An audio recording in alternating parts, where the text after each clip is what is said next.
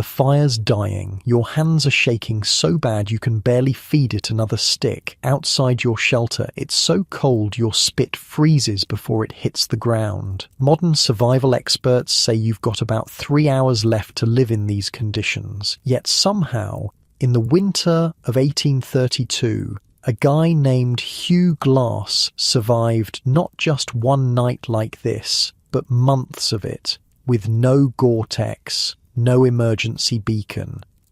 Just animal skins, basic tools, and knowledge so valuable it might as well have been magic. Tonight we're diving into the forgotten winter survival skills that kept mountain men alive when everything around them was trying to kill them.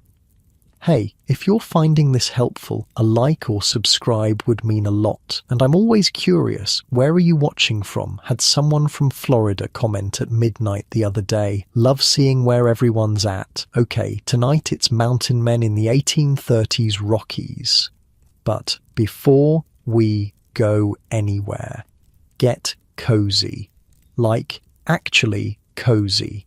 Pillows good? Blanket situation handled? Perfect.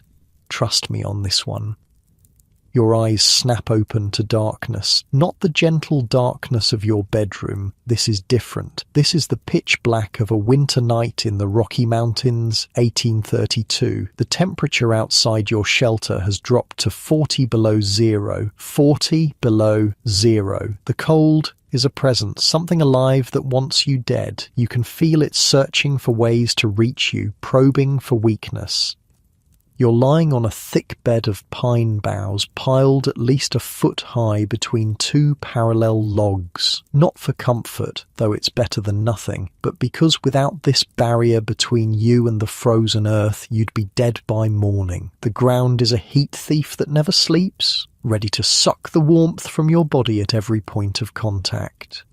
That's the first thing they taught me, you think, remembering the old trapper who took you under his wing last summer. Never, ever sleep directly on the ground in winter. It'll pull the heat right out of you faster than you can make it. That old man had survived 15 winters out here, his face a map of wrinkles and scars earned in this merciless landscape, half his left ear missing from frostbite. You wonder if you'll last half as long.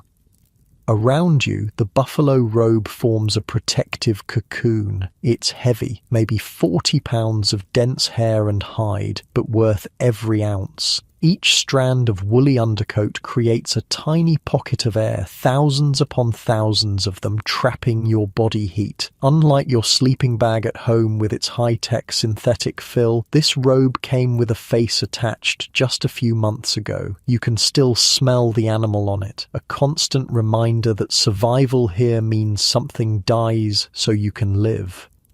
You shift slightly, feeling the familiar weight of your wool cap still firmly on your head. The old-timers say an uncovered head is basically a chimney for your body heat. Might as well open a hole in your buffalo robe, they joke, though nobody's really laughing. You've seen what happens when someone gets careless. Last winter, a young trapper named Harris woke up without his cap, somehow lost it in his sleep. By morning, his ears were white with frostbite. By spring, he was missing parts of both. No one made fun of him. They all knew it could have been worse.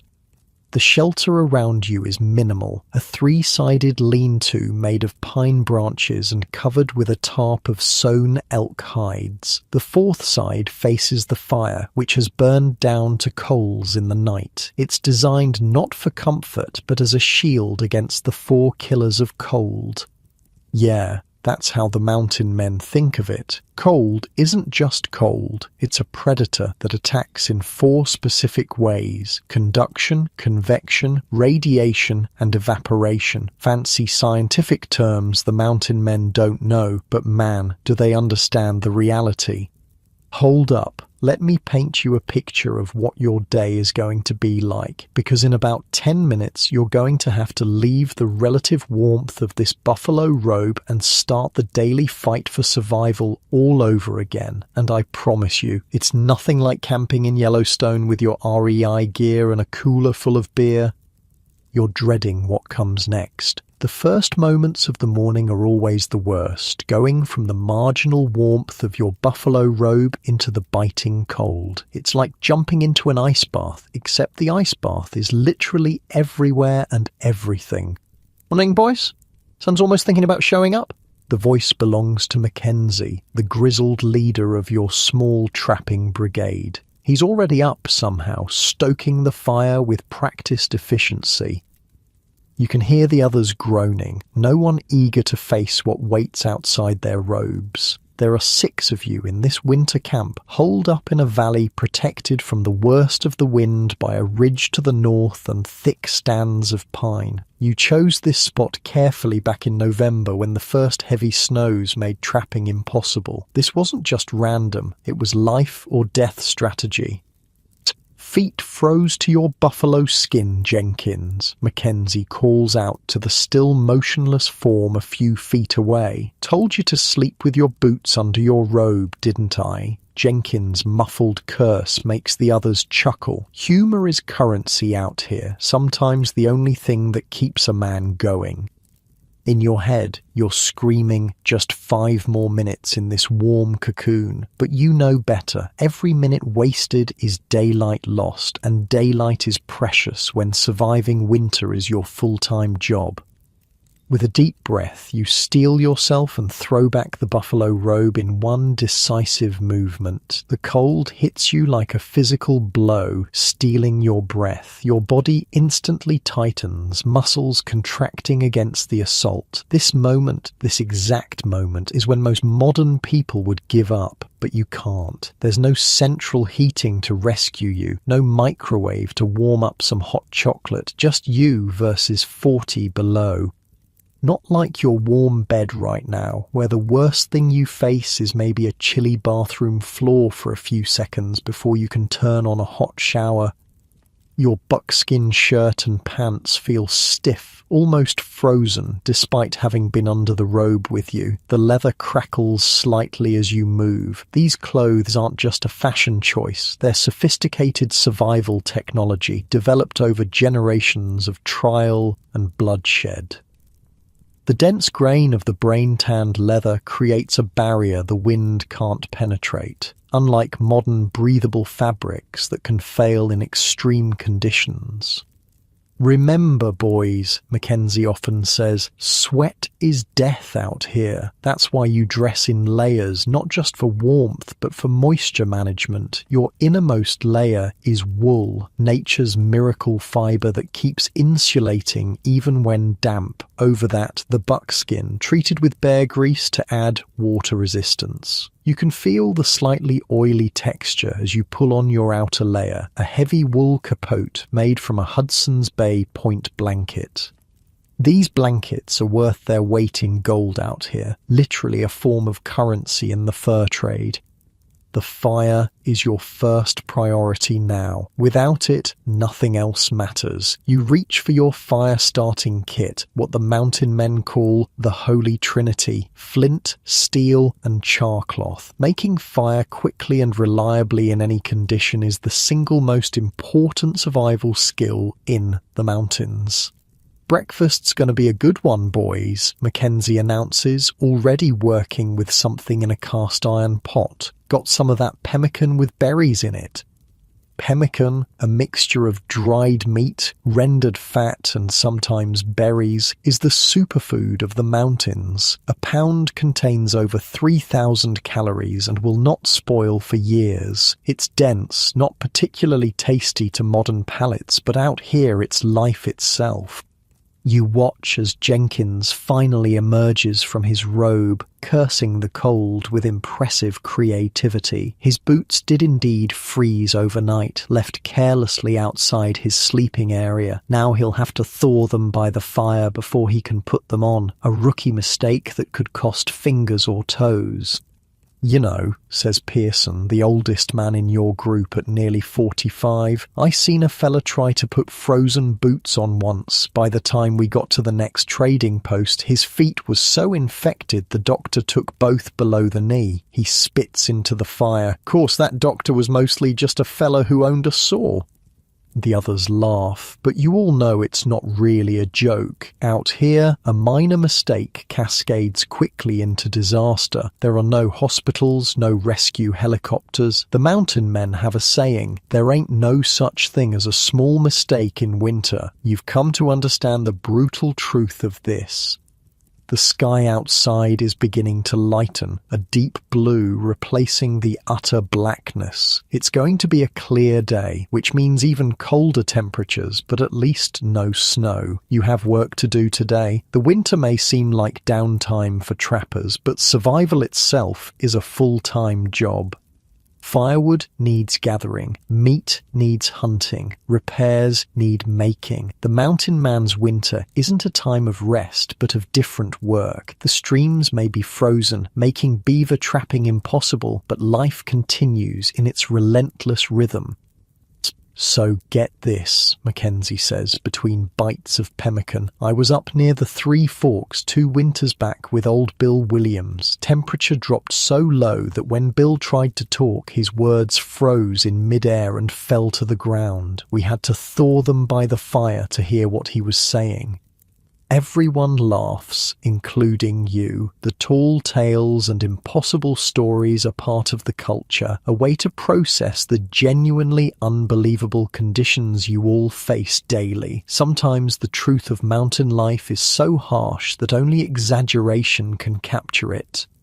As you chew on the dense pemmican, your body craving the fat that will fuel your internal furnace, you notice the quiet that surrounds your camp. Not the peaceful quiet of a snowy forest, but the absolute stillness of a world too cold for sound. Nothing moves. Nothing makes noise. It's as if the cold has killed even the whisper of wind through pine needles. Gonna check the meat cache, announces Mackenzie, referring to the elevated platform where your group stores frozen game safe from predators. Thought I heard something nosing around last night. In the brutal calculus of winter survival, calories are currency, and your group has been carefully stockpiling them since the first snows. A grizzly or mountain lion raiding your cache could mean starvation before spring. You finish your pemmican and follow Mackenzie through the knee-deep snow, the cold burning your lungs with each breath. The thermometer that hangs from your pack, a prized possession in the brigade, shows 43 degrees below zero, and yet you're alive, functioning, working. The modern hiker found frozen in the wilderness had a pack full of high-tech gear, but lacked the knowledge that keeps you alive day after day in conditions that would send most people into panic. Gore-Tex, polyfill, and battery-powered warmers are no substitute for the deep, experiential understanding of cold that the mountain men developed. It's strange to think that while we've gained much with our technological advances, we've lost the intimate knowledge of survival that was once common. The mountain man didn't just visit the wilderness, he was of it, understanding its rhythms and dangers with the same intuitive grasp that city dwellers have of subway schedules and coffee shop locations. Cash looks good, Mackenzie reports, though his weathered face shows concern. But them tracks there. Wolf, big one, probably not alone.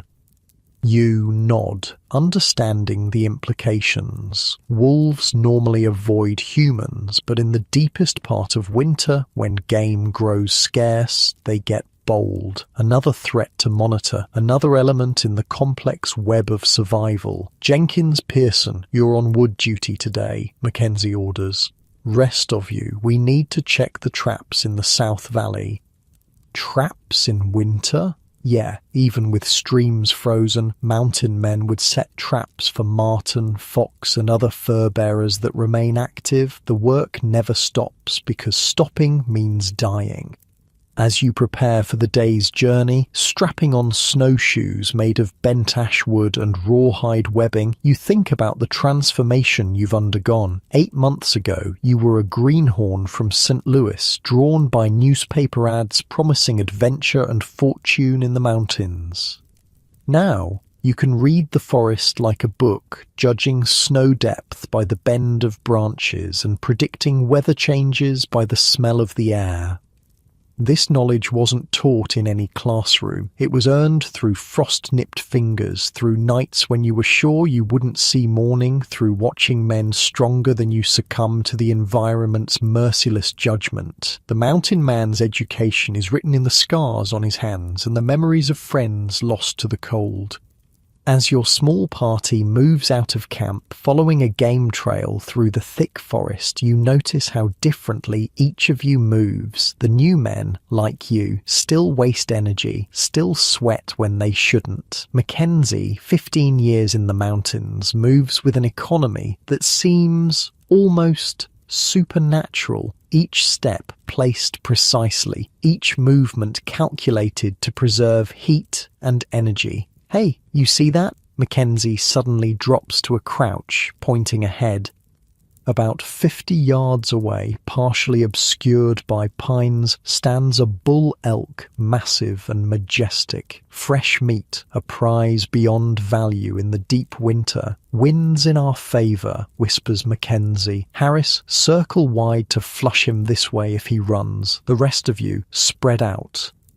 The group moves with practiced precision, a hunting formation developed over countless winters. This is the mountain man's superpower. Not individual heroism, but collective knowledge, each man playing his role in the dance of survival. Your flintlock rifle is ready, the powder hopefully dry despite the cold. A single shot is all you'll get. Miss, and it's back to pemmican. Hit, and the whole camp eats well for days.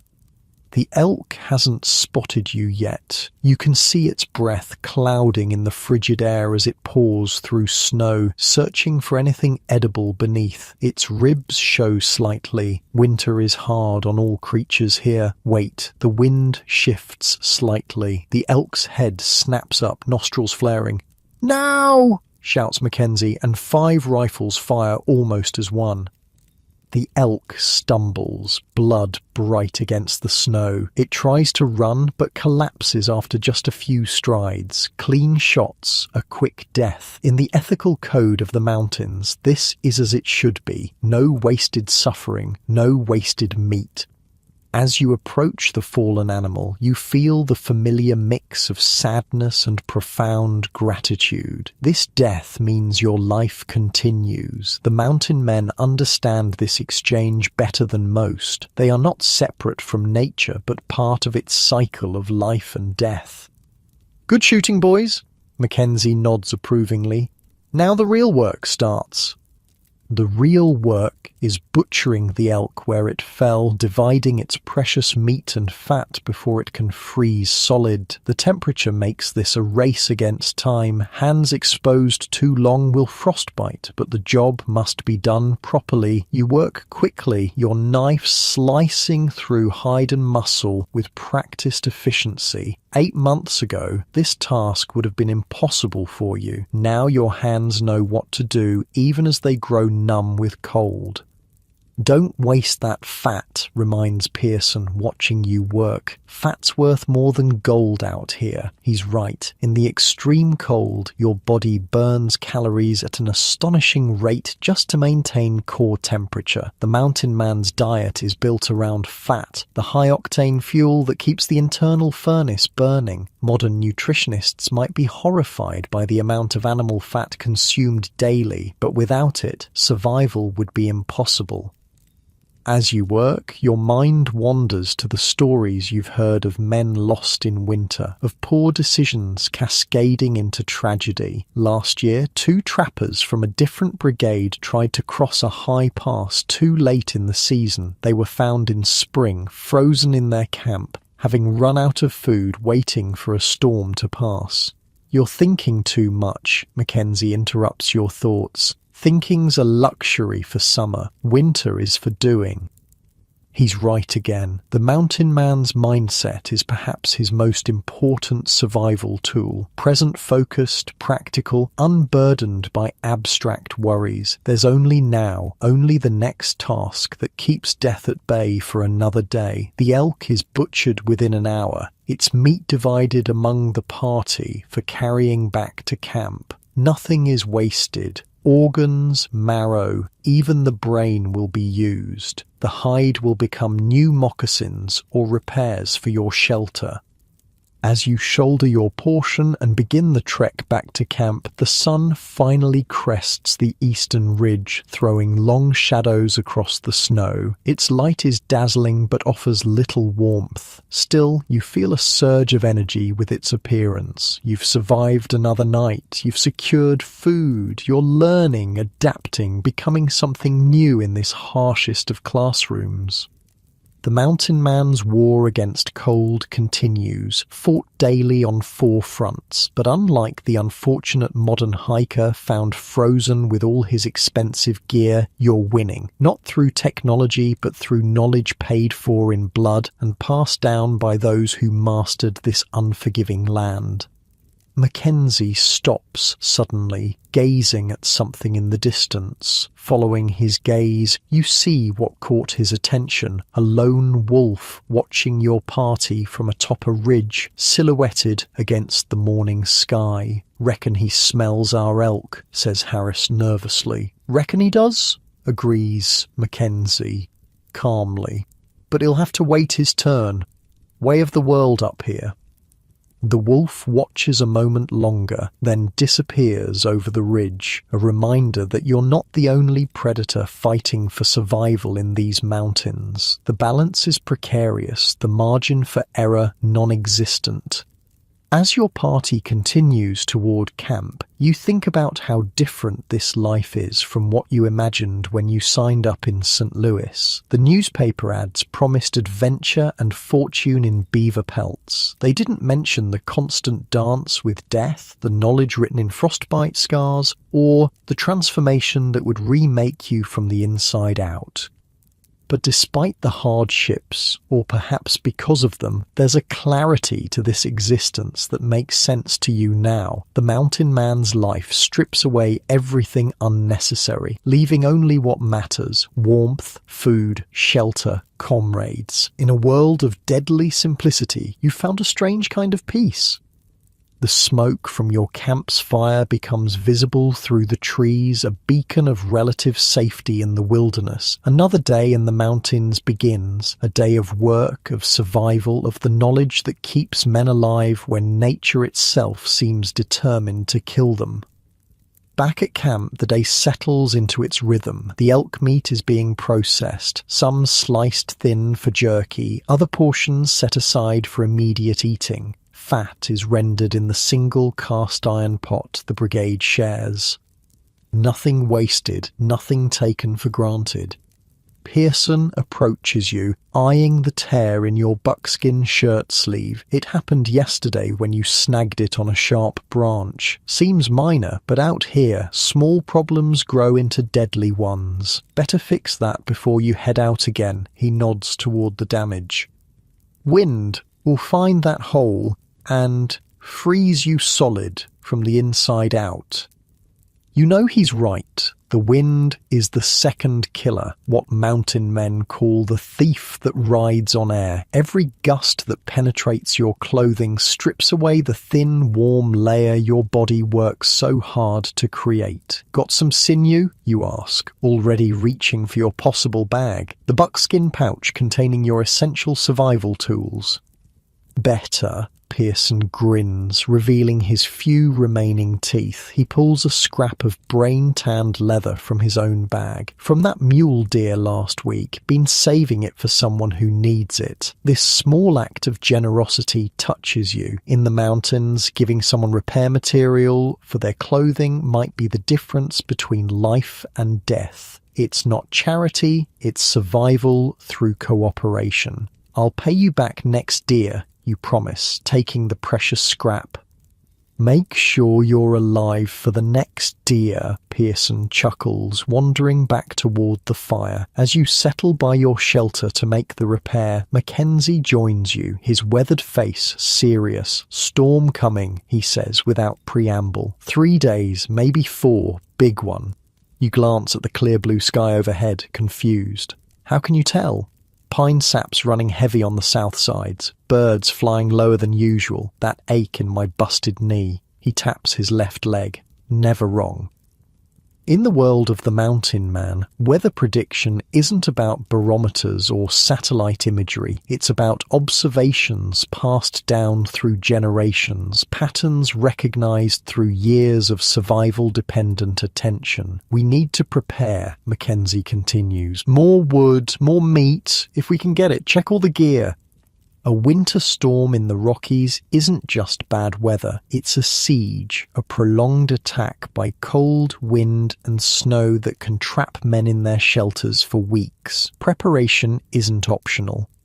You nod, understanding the gravity. Your hands continue working on the tear in your buckskin shirt, pushing the bone awl through the tough material, stitching with the sinew thread you've dampened with saliva to make it pliable. The fringe on your buckskin isn't decorative. It's functional, providing ready-made repair material when needed. How long you been wearing those same clothes, Jenkins? Mackenzie calls out to the young trapper who's sorting through his gear nearby. Jenkins looks down at his buckskins, filthy from months of constant wear. Since rendezvous. Why? Because you smell worse than a buffalo wallow in August, Mackenzie says with a straight face, causing the others to erupt in laughter. Jenkins grins. Keeps the grizzlies away. Keeps everything away, someone else chimes in. The banter continues, but underneath it lies a serious truth. The mountain man's clothing system is as sophisticated as it is filthy. It's not static, it's alive, constantly adjusted to match activity levels and changing conditions. Reminds me of that greenhorn we had 2 winters back, Pearson says, stoking the fire. Remember him? City boy from Boston, showed up at rendezvous with a trunk full of cotton shirts. Poor bastard, Mackenzie nods, a rare hint of sympathy in his voice. Never stood a chance. What happened to him, you ask, though part of you already knows. Cotton kills, Mackenzie says simply. First hunting trip, he got caught in a sleet storm. Cotton soaked through in minutes. By the time we got back to camp, he couldn't even feel his arms. Next morning, the fever took him. You nod, understanding. The trapper's saying, cotton kills, isn't hyperbole. A cotton shirt, when wet, becomes a cold, clammy shroud that sucks the life from you. Cotton loses all insulating properties when damp and actually conducts heat away from the body. In the mountains, fabric choice isn't fashion. It's survival. That's why we use wool, Mackenzie continues, nodding toward your undershirt. Nature's miracle. Wool truly is remarkable. It can absorb up to 30% of its weight in water without feeling wet and retains 80% of its insulating properties even when soaked. For men who might get wet from snow, sweat, or fording streams, wool is life insurance. You finish repairing your buckskin shirt and hold it up to examine your work. The stitching isn't pretty, but it's strong. Buckskin itself is a marvel. The dense grain of brain-tanned leather creates a nearly impenetrable barrier against wind.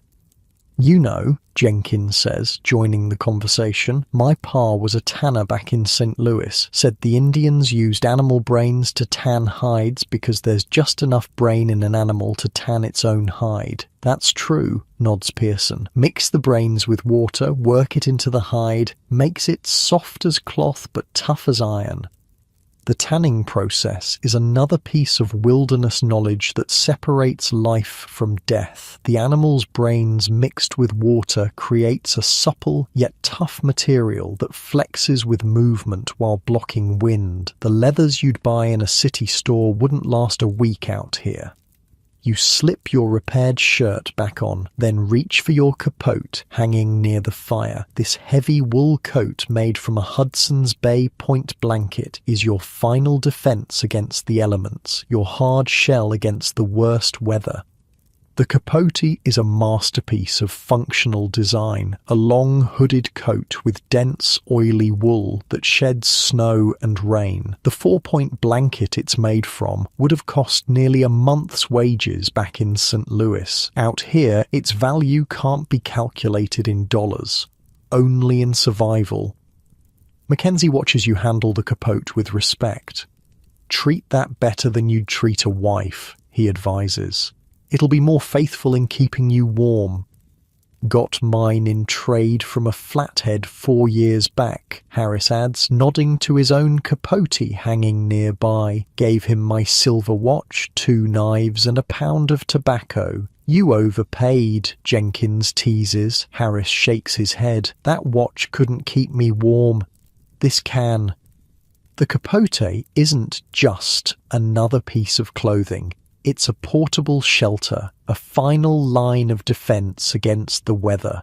When every other layer has been penetrated, the capote can still keep you alive. We'd better get more firewood, Mackenzie announces, standing. Storm's coming. The camp shifts into action, preparing for the coming weather. You join Jenkins, heading toward the stand of deadwood you've been harvesting, each of you carrying an axe. See that? Jenkins points to a nearby pine. Its branches are bent with snow, but the trunk remains straight and strong. White pine. Burns hot, burns fast. Good for getting a fire started.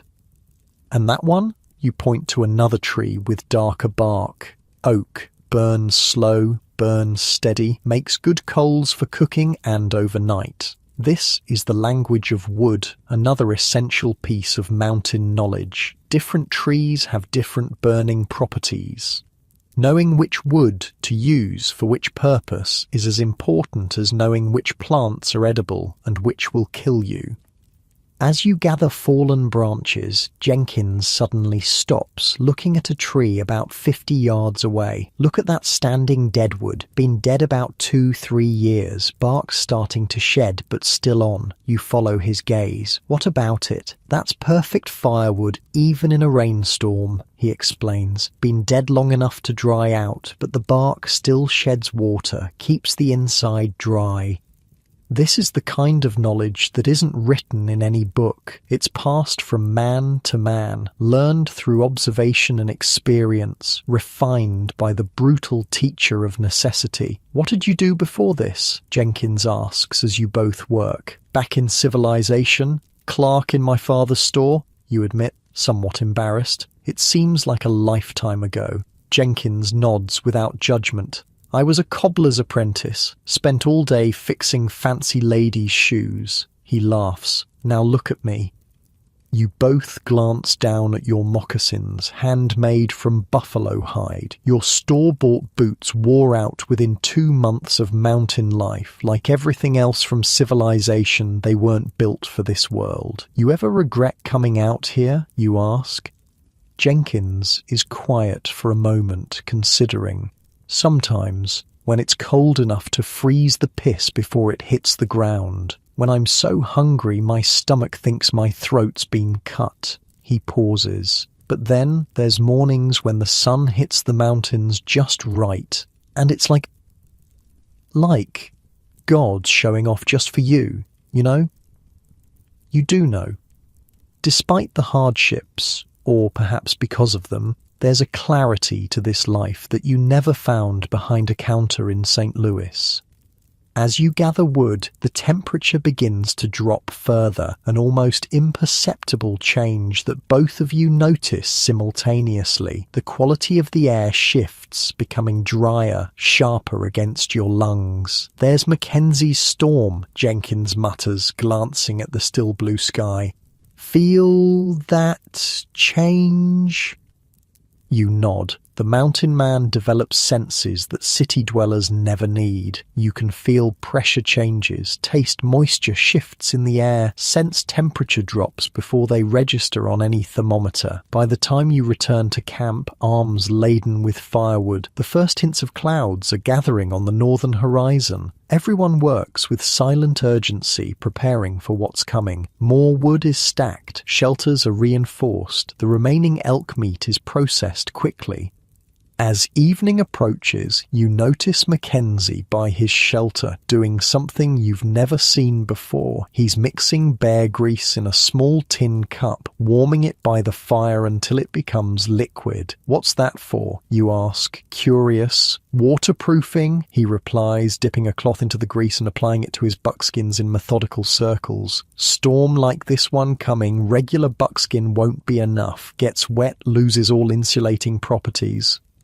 "Becomes stiff as a board too," adds Pearson, who's doing the same with his own clothing. "This is another level of preparation you hadn't considered. Buckskin's fatal flaw is that when wet, it becomes heavy and useless as insulation. By treating it with bear fat or beaver grease, the mountain men create a semi-waterproof barrier that sheds light rain and snow." "Here," Mackenzie offers you the small tin of grease. "Do your moccasins first, then your shirt." The grease has a strong animal smell that would be revolting in civilization. Out here, it's the scent of survival. You work it into your moccasins, watching as the leather darkens and becomes more supple. "Stuff some dry grass in those too when you sleep," Mackenzie advises. "Insulation keeps your toes from freezing."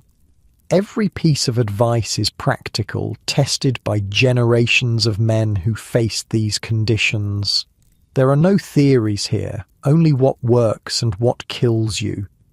As darkness falls, the temperature plummets further. The fire is built higher than usual, a calculated use of resources justified by the coming storm. The brigade gathers close, eating the fresh elk meat that won't keep as long as the jerky you're preparing. "My first winter out here," Mackenzie begins, staring into the fire, "was 1815. 18 years ago now. Got caught in a blizzard up near Yellowstone. No shelter, no fire, nothing but my clothes and my wits."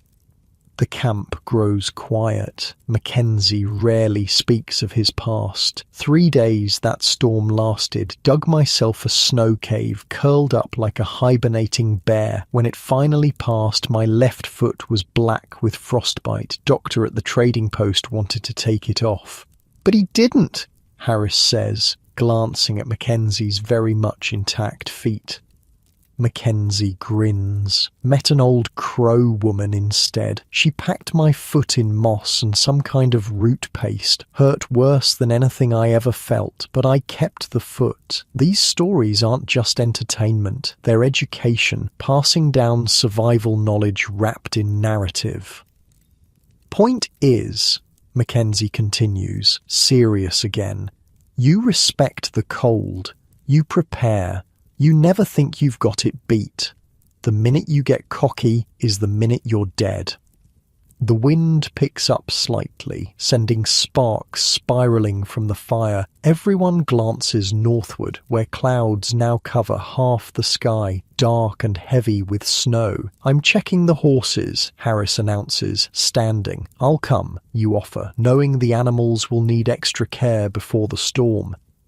The small remuda of horses is picketed in a sheltered hollow nearby where trees break the wind and a tiny spring provides water that hasn't yet frozen. The animals are already restless, sensing the weather change. "They know what's coming better than we do," Harris says, adjusting blankets over the horses' backs.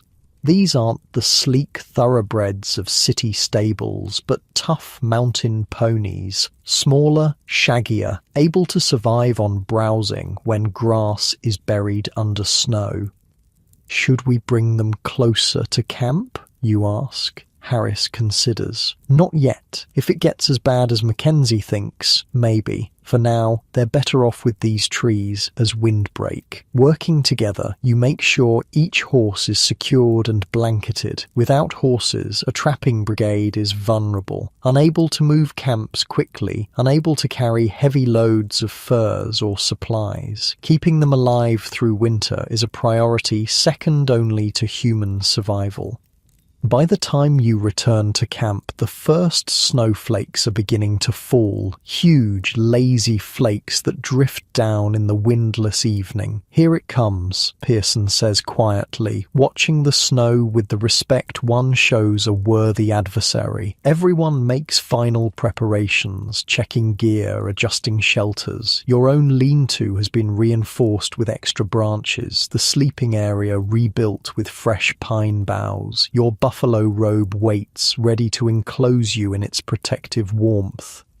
Tonight will be the true test of all the mountain man's knowledge, his clothing system, his shelter design, his fire-building skill. The storm approaching isn't just weather, it's a predator hunting for weakness, looking for mistakes.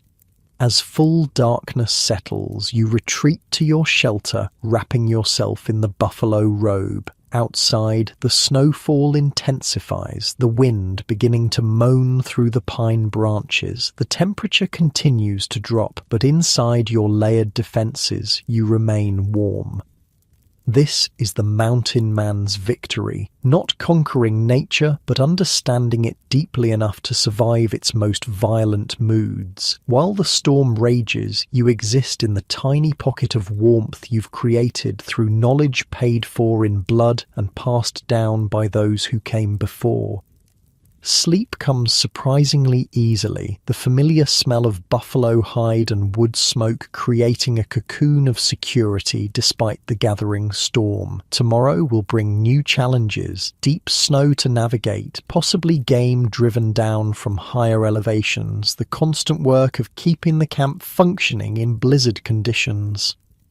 But for now, wrapped in your robe with the fire reflected off the shelter wall, you've achieved what the mountain man prizes above all else. Another day of survival in a land that constantly tries to kill you. Not through fancy gear or modern technology, but through the accumulated wisdom of generations who learned to read the language of cold and speak back in the dialect of survival. You wake to a world transformed. The gentle snowfall of last night has become a howling maelstrom of white. Through the open side of your shelter, all you can see is swirling snow driven by relentless wind. The temperature has plummeted further, if that's even possible. The fire needs attention immediately. Overnight, it's burned down to a bed of coals, still alive but hungry for fuel. In this weather, letting the fire die would be a catastrophic mistake. You slide out from your buffalo robe, the cold hitting you with physical force despite the layers of wool and leather. Moving quickly, you add small sticks to the coals, then larger pieces, coaxing the flames back to life with careful attention. Your breath clouds in front of your face as you work. "For morning," comes Mackenzie's voice from his shelter, or at least I think it is. It's impossible to tell time by the sun. The storm has turned day into a strange grey twilight. The entire world has narrowed to your small camp, everything beyond obscured by the curtain of falling snow. "Hell of a storm," says Jenkins, emerging from his own shelter. His beard is frosted with ice from his breath freezing during the night. "Just getting started," Mackenzie replies grimly. "This'll last 3 days minimum." The fire crackles higher now, throwing precious heat against the bitter cold. Everyone gravitates toward it instinctively, hands outstretched to the flames. "So," Pearson says, looking at you, "what would you be doing if that went out?" He nods toward the fire. "Building it again," you answer. "And if your tinder's wet? If your wood's soaked through, if the wind's blowing so hard you can't keep a spark alive, you understand this isn't idle conversation. It's a test, a teaching moment. I'd be in trouble, you admit." Pearson grins, reaching into his possible bag. "That's why we obsess over this." He pulls out a small leather pouch, carefully wrapped and tied. "The Holy Trinity." Inside the pouch are 3 items: a piece of flint with a sharp edge, a C-shaped piece of steel, and several squares of black brittle cloth. Flint, steel, char cloth, Pearson explains, holding each up in turn. A mountain man without these is a dead man waiting to happen. Mackenzie nods in agreement. First thing I check each morning. Before food, before water, make sure my fire kit is dry and ready. This isn't exaggeration. In the brutal cold of a Rocky Mountain winter, fire isn't a convenience. It's life itself. Where'd you get your striker? Jenkins asks, nodding toward the C-shaped piece of steel in Pearson's hand. Made it myself, Pearson says with pride. Used an old file from a blacksmith in Taos. Good high-carbon steel. Had to get it just right. Too soft and it won't throw sparks. Too brittle and it'll break. The striker isn't just any piece of metal. It has to be high-carbon steel, hardened and tempered to create the perfect edge. When struck by flint, tiny shavings of steel are sheared off, and these heat up from the friction of the strike until they ignite in the air, creating sparks. Show him how it's done, Mackenzie suggests, nodding toward you. Even after months in the mountains, there's always more to learn. Pearson arranges himself near the fire, sheltered from the worst of the wind. First rule, always practice when you don't need to. By the time you're freezing and desperate is the wrong time to remember how this works. He places a piece of the black char cloth on a dry log, then holds the flint in his left hand, the steel striker in his right. With a quick, practiced motion, he drags the edge of the flint down the steel, creating a shower of sparks that rain onto the char cloth. Nothing happens. Gotta be patient, he says, striking again. This time, several sparks land on the cloth and one catches, a tiny, glowing red ember that begins to spread. See that? Pearson says with satisfaction. That's life right there. Char cloth is the secret ingredient in the mountain man's fire-starting kit. Made by heating cotton or linen in an airtight container, the resulting carbonized material catches a spark and smolders with steady heat without bursting into flame. It's the perfect bridge between the fleeting spark and the sustained flame needed for survival. How do you make it, you ask, watching as Pearson carefully transfers the glowing ember to a prepared nest of shredded cedar bark. Take a piece of cotton or linen, old shirt works fine. Put it in a tin with a tiny hole punched in the lid. Pearson gently blows on the ember in the tinder nest, his breath carefully controlled. Put that tin in a fire. Smoke comes out the hole as it heats up. When the smoke stops, the char cloth is done. The glowing ember is spreading in the tinder nest, and with Pearson's steady breath it suddenly bursts into flame with a soft whoosh. Fire, Pearson says with simple satisfaction, carefully adding the flaming tinder to the main campfire. That's how it's done when your main fire's out and it's 40 below. The demonstration isn't just educational, it's reassurance. Knowing you can create fire in any conditions is fundamental to survival in the mountains. Without that knowledge, the first time your main fire died would likely be your last day on Earth.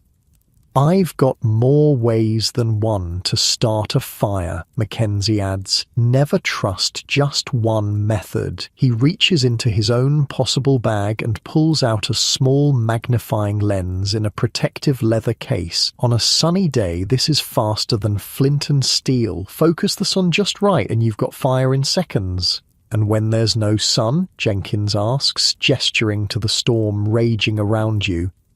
Mackenzie grins, producing a small bundle of sticks and cord. Bow drill. Takes effort, but it'll work in any weather if you've got the skill and patience. The mountain man is a master of redundancy. The man with only one way to make fire is a dead man waiting to happen. Each member of the brigade carries multiple fire-starting methods, each practiced until it becomes second nature. Remember Carson? Harris asks, joining the conversation. That time on the Yellowstone? Mackenzie nods grimly. Crossed the river, lost his fire kit, couldn't get dry, couldn't get warm. By the time we found him, he was sitting under a tree, half frozen. Dead, you ask, though you can guess the answer. Dead and smiling, Harris confirms. That's the thing about freezing. Near the end, you start to feel warm, start to feel sleepy. It's a peaceful way to go, they say, but it's still going. The story hangs in the air, a reminder of the constant stakes. Out here, mistakes aren't measured in inconvenience, but in lives. Let's check the shelters, Mackenzie announces, changing the subject. Storm like this, we might be here a while. The camp disperses, each man attending to his shelter, reinforcing against the growing storm. You work on your own lean-to, adding branches to strengthen it, piling snow around the base to block the creeping wind. Mackenzie appears beside you, evaluating your work with a critical eye. Not bad, he allows, which from him is high praise. But look here, he points to the back corner of your shelter, where a small gap allows snow to sift in. Death comes through holes like that. You fix the gap, understanding his point. In survival, details matter. A small oversight can cascade into disaster.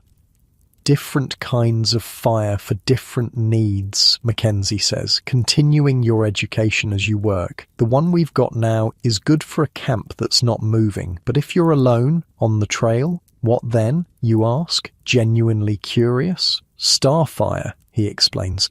Logs arranged like wheel spokes. As each burns, you push it toward the center. Lasts all night with minimal tending. You've seen this arrangement before, but never understood its efficiency. It's another piece of knowledge preserved and passed down by those who live beyond civilization's reach. For high wind, Mackenzie continues, Dakota firehole. Dig a pit, then a smaller air tunnel leading into it from the side. Fire burns in the pit, drawing air from below. Wind can howl overhead, but the flame stays protected. This is the mountain man's library of survival, not written in books, but preserved in practice and oral tradition, each technique tested and refined by generations who faced the same life or death challenges. By midday, the storm has intensified further. Wind screams through the pine branches above camp, occasionally sending clumps of snow crashing down. The temperature continues to drop, and the fire is built larger in response, a calculated use of resources justified by the extreme conditions. Might as well eat, Mackenzie decides, pulling a frozen chunk of elk meat from the cache. The meat thaws near the fire as everyone gathers around, seeking the psychological comfort as much as the physical warmth. Fire is more than just heat in the wilderness. It's a companion, a friend, a bulwark against the crushing loneliness of the winter landscape. A man alone in the mountains with only the howl of the wind and the cry of the wolf for company can find solace in the crackling flames. My first winter in the mountains, Pearson begins, his voice barely audible above the storm. I got separated from my brigade during a blizzard like this. 3 days alone, no idea which way was north. Everyone listens. These stories aren't just entertainment. Their education wrapped in narrative. All I had was my fire kit and my knife, built a snow cave, kept a small fire going at the entrance, survived on pine bark and a squirrel I managed to catch. He stares into the flames. When they finally found me, they said I was singing to myself. Don't remember that part. Man can go crazy without fire, Harris nods. Seen it happen. Cold and dark does something to your mind after a while. You understand what they mean. The fire isn't just preventing physical death, it's preserving sanity in a world reduced to howling white chaos. The elk meat is finally thawed enough to cut, and Mackenzie slices it into strips that go directly onto hot stones at the fire's edge. The fat sizzles, filling the air with a mouth-watering aroma that cuts through the sharp scent of wood smoke. "So, what are you going to do with all your beaver money?" Jenkins asks the group, changing the subject to something more cheerful. "If we make it to rendezvous, that is." "Not if," Mackenzie corrects sharply. "When. That kind of thinking'll kill you faster than the cold."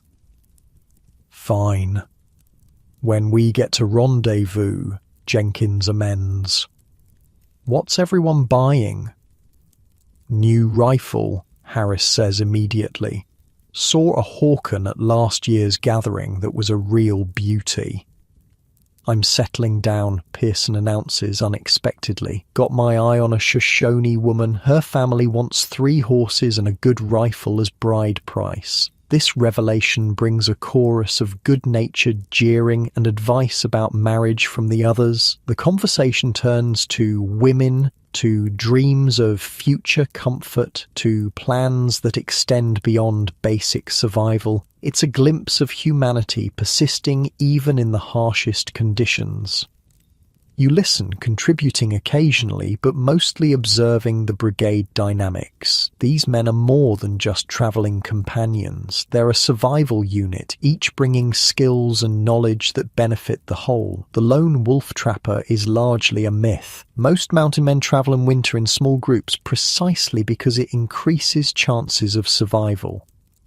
After eating, with the storm still raging, there's little to do but maintain the fire and wait. Mackenzie produces a deck of cards so worn that the faces are barely visible, but everyone knows them by their unique stains and tears. A game starts, played on a flat rock near the fire. "Better check the reflector," Mackenzie reminds everyone between hands.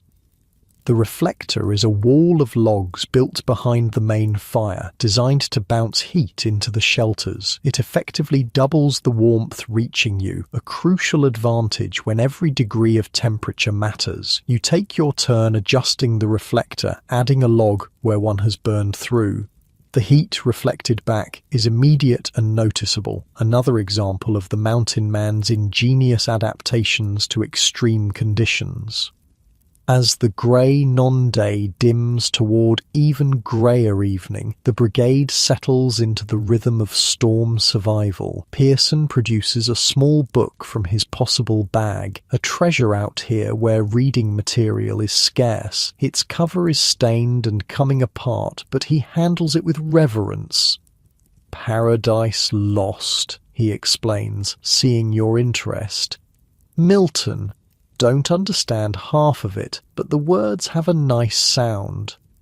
He begins reading aloud, the formal language strangely beautiful against the backdrop of howling wind and crackling fire. The others listen, even those who would normally scoff at such activity. In the forced confinement of the storm, any diversion is welcome. The mind is its own place, and in itself can make a heaven of hell, a hell of heaven. Pearson reads, then looks up. Sounds like the mountains to me.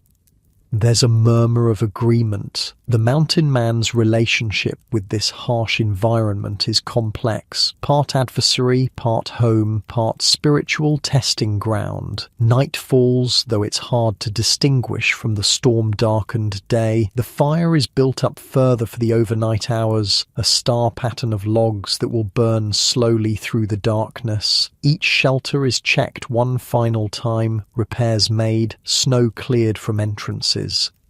"Tomorrow won't be travel weather either," Mackenzie announces. "Best get comfortable. We're here until this blows over." You retreat to your shelter, wrapped again in the buffalo robe. Despite the ferocity of the storm, your combination of skills and knowledge keeps you relatively comfortable. The fire reflects off your shelter wall, creating a pool of light and warmth that defies the chaos outside. This is the mountain man's victory, not conquering nature, but understanding it well enough to survive its worst moments. The howling wind that should be your death sentence becomes merely an inconvenience when met with the accumulated wisdom of generations. Sleep comes fitfully, interrupted by the need to occasionally check the fire or add snow to your water container as it melts. Each time you emerge from your shelter, the storm seems to have intensified, if that's possible. The world beyond your small circle of firelight has ceased to exist, replaced by a maelstrom of white. During one of these waking periods, you notice Mackenzie also awake, sitting by the fire, methodically checking his rifle despite having no plans to use it. This, you've learned, is another aspect of mountain survival. Constant maintenance, constant vigilance, using every available moment to prepare for future needs. Can't sleep? You ask, joining him by the fire. Sleep light out here, he replies. Part of me always listening, always watching, saved my life more times than I can count. You nod, understanding. The mountain man doesn't fully relax even in sleep. Some part of his consciousness remains alert to changing conditions, to dangers that might arise. Storm's actually helping us in one way, Mackenzie comments, nodding toward the swirling snow. Blackfeet won't be hunting us in this weather. The Blackfoot tribes are notorious among mountain men for their fierce resistance to encroachment on their hunting grounds. Unlike some tribes who trade with the trappers, the Blackfeet view them as invaders to be eliminated. You ever had trouble with them? You ask. Mackenzie pulls back his buckskin shirt to reveal a puckered scar on his shoulder. Arrow, 3 years back. Would have finished me if it hit 2 inches lower. This is another constant reality of mountain life, the complex and often dangerous relationship with the indigenous inhabitants. Some mountain men, like Pearson, marry into tribes and adopt aspects of their lifestyle. Others, like Mackenzie, bear the scars of violent encounters. Get some sleep, Mackenzie advises, finishing with his rifle. Tomorrow's another day of this, looks like. You return to your shelter, the buffalo robe welcoming you back to its relative warmth. Outside, the storm continues its assault, searching for weakness, looking for mistakes, but wrapped in your layers of protection, with fire maintaining its vigil against the cold. You've denied death another opportunity. This is the rhythm of survival in the mountains. Constant vigilance, adaptability, and the deep knowledge that keeps men alive when everything around them is trying to kill them. Not through fancy gear or modern technology, but through understanding forged in the crucible of necessity and passed down by those who lived to tell about it. As you drift back to sleep, you reflect on how much you've learned in your months with the brigade. The mountain man's education never stops. Each day brings new lessons, new challenges, new opportunities to either thrive or perish based on your accumulated knowledge. The storm may rage for days, but inside your small pocket of heat and light created through skills that modern people have forgotten, you remain alive, perhaps the greatest victory possible in this unforgiving land. Dawn of the second day breaks with little change. The storm continuing its siege, though perhaps with slightly less fury than the night before. The fire has burned lower during the night but remains alive, a testament to the star pattern arrangement that allows for slow, steady burning with minimal attention. You emerge from your shelter, stiff from the cold, despite your buffalo robe. The snow has drifted higher around the camp, now nearly waist-deep in places. Jenkins is already up, carefully adding wood to the fire, his movements deliberate and efficient in the bitter cold. "Sleep, all right?" he asks, not looking up from his work. "Well enough," you reply, joining him at the fire. "Storm letting up?" Jenkins glances at the swirling snow. "Bit, maybe. Mackenzie will know better." As if summoned by his name, Mackenzie appears from his shelter, face tightening against the cold. He studies the sky, the wind, the way the snow falls, reading conditions that are indistinguishable to less experienced eyes. Storm center is passing, he announces. Still bad today. Tomorrow might see some clearing. This forecast isn't from barometric readings or weather maps, but from decades of observation and pattern recognition, the mountain man's meteorology. Fire needs better wood, Mackenzie observes, looking critically at the flames. That pine's burning too fast. Jenkins, help me get to the deadwood we spotted yesterday. I'll come too, you offer, eager to be useful and to learn. Mackenzie nods approval. The three of you prepare to venture beyond the immediate camp, wrapping faces against the cold, checking that axes are secure at your belts. Even a short journey in these conditions requires preparation. A casual approach to the cold leads to death. Pushing through the deep snow is exhausting work. Each step requires lifting your leg high, then plunging it down through the powdery surface. Within minutes, despite the bitter cold, you're sweating beneath your layers, a dangerous condition that Mackenzie notices immediately. Ease up, he advises. Getting sweaty is a death sentence. Pace yourself. You slow your movements, remembering the trapper's wisdom about evaporation, how moisture leaving the body steals heat 25 times faster than air alone. Better to move slowly and stay dry than rush and soak your insulating layers with sweat.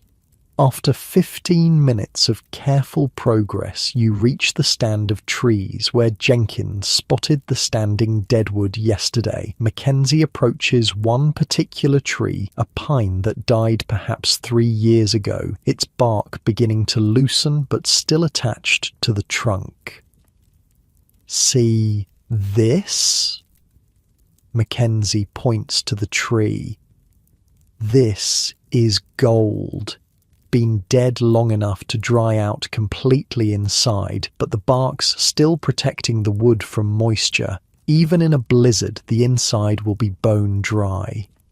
He runs his hand along the trunk, showing you what to look for. No fungus, no rot, bark peeling but not gone, branches mostly fallen away, perfect deadwood. The three of you set to work with your axes, taking turns to conserve energy. The work is methodical, no wasted motion, no unnecessary exertion. Mackenzie calls a halt every few minutes to rest, preventing overheating and exhaustion. Different trees, different fires, Mackenzie explains during one such break. Pine's what we're cutting now. Burns hot and fast. Good for getting a fire started or for a quick cook fire, but it consumes itself too quickly for overnight. What's best for the long haul, you ask, genuinely curious about this vital knowledge. Hardwoods, oak, hickory, they burn slow and steady, make a good bed of coals that last for hours, but they're harder to ignite, so you need your pine or birch to get them started. Jenkins nods agreement. Aspen burns clean and hot. Good for cooking. Cottonwood makes a lot of smoke, but not much heat. Use it for signaling if you ever need to. This is the language of wood, a vocabulary as essential to survival as knowledge of edible plants or animal behavior. The mountain man doesn't just see trees, he sees fuel sources with specific properties and uses. Most important thing to remember, Mackenzie adds, returning to his cutting, is that wet wood and green wood will kill you faster than no wood at all. How's that, you ask, confused. Wet wood makes smoke, not heat. You'll sit there feeding your fire, thinking you're doing something useful, while you slowly freeze to death beside a smoking pile that gives no warmth. He shakes his head. Seen it happen. Man can burn through his whole wood supply trying to dry out wet logs, end up with nothing but smoke and hypothermia. the dead pine finally yields to your axes, crashing through the snow-laden branches of its neighbours. The three of you set about cutting it into manageable lengths for carrying back to camp. Cedar bark, Jenkins points out, indicating a nearby cedar tree. Best tinder there is. Grab some while we're here, stays dry under the outer layer, even in rain. You strip some of the fibrous inner bark, careful not to take too much from any one tree. Another unspoken rule of mountain life. You take only what you need, never more, aware that today's excess could be tomorrow's scarcity. With arms full of precious dry wood, you make the return journey to camp. The effort of carrying the logs through deep snow is considerable, but the reward will be worth it. A hot, sustainable fire that could make the difference between comfort and misery, or even life and death. Back at camp, Pearson and Harris have been busy maintaining the shelters, clearing snow from entrances, reinforcing walls that show signs of weakening. The camp functions as a unit, each man contributing to collective survival. Found the good stuff, I see, Pearson approves, eyeing the deadwood you've brought back. Look at this, Mackenzie says, splitting one of the logs with his axe to reveal the perfectly dry interior. Dry as summer in the middle. The difference is immediately apparent when added to the fire. The deadwood catches quickly, burning with minimal smoke, giving off substantial heat. Within minutes, the fire's character has changed from struggling to thrive. That'll hold through the day, Mackenzie says, with satisfaction. Need to think about our fire structure, though. Winds shifting. Might want to build a reflector on the north side now. This is the mountain man's constant calculation, adapting to changing conditions, anticipating needs before they become critical. A reflector fire isn't just a random arrangement, but a carefully engineered structure designed to maximize heat where it's most needed. Jenkins, get those flat rocks Mackenzie directs. We'll set them behind the fire to absorb heat during the day, radiate it back at night. Rocks as heat batteries, another piece of survival knowledge that makes the difference between comfort and suffering. The mountain man understands not just fire itself, but how to extend and direct its benefits. As you work together, building the reflector, a wall of logs stacked behind the fire, Pearson approaches with a small leather pouch. Almost forgot, he says, sprinkling a pinch of something from the pouch onto the fire. The flames momentarily turn blue-green, and a pleasant resinous scent fills the air. Pine pitch, he explains, seeing your curiosity, helps the fire catch better, and it smells good. Little comforts matter out here. That's something you've come to understand during your months in the mountains. When life is reduced to its essentials, small pleasures take on outsized importance. A pinch of pine pitch for its scent, a particularly comfortable arrangement of pine boughs for sleeping, the luxury of dry moccasins after a day in snow. By midday, the fire is a masterpiece of engineering, a core of hot-burning pine surrounded by slower-burning hardwoods, backed by a reflector wall of logs and heat-storing rocks. It's a system refined over generations of trial and error, of learning what works and what kills. "Hand me that birch bark," Mackenzie says, pointing to a roll of papery white bark Jenkins brought back from your wood-gathering expedition. You pass it over, curious. Mackenzie carefully places it near the fire's edge, within reach but not close enough to ignite. Birch bark will burn even when wet, he explains. Full of oils, always keep some as emergency tinder. When everything else is soaked, this might save your life. The bark curls slightly in the heat, releasing a faint sweet smell. Even this small detail, knowing which bark burns when wet, could be the thread by which life hangs on some future desperate day. As the storm continues its assault, the brigade settles into the rhythm of forced inactivity. Cards appear again. Stories are shared. Repairs are made to clothing and equipment. This is the other side of mountain man life, not just the high adventure of trapping and exploring. but the long periods of waiting, of simply enduring. "Anyone need moccasin repairs?" Pearson offers, producing an awl and sinew thread. "Got time to spare." Several take him up on the offer, including you. Your moccasins show wear from months of hard use, and in this environment, foot protection isn't optional. It's life itself. "Used to be a cobbler, right?" you ask as Pearson expertly stitches a split seam on your footwear. 6 years in Boston, he confirms. Came out west for the adventure, stayed for the freedom, never looked back. "Miss civilization?" Jenkins asks, watching the repair work with interest. Pearson considers this. Miss some things. Fresh bread, music, women who don't smell like smoke and bear grease. He grins. "But I'd sooner die out here than live soft in some city, following another man's orders, breathing another man's smoke." This sentiment, the fierce independence that drives men to choose this harsh life, is common among the mountain brotherhood. They're here not just for beaver pelts, but for something less tangible, a freedom impossible in the structured confines of society. The day wears on, the storm showing signs of gradual weakening. By late afternoon, the wind has diminished enough that it's possible to move around camp without fighting a constant battle against driving snow. "Think I'll check my trap line," Harris announces. "Might be something there." "In this?" you ask, surprised. Even with the storm abating, conditions seem brutal for unnecessary movement. "Marten don't care about weather," Harris shrugs. "And their fur's worth more than beaver these days?" This is news to you. Thought beaver was king. Was, Mackenzie confirms. Markets changing, silk hats coming into fashion back east. Beaver's still good money, but smart trappers are diversifying.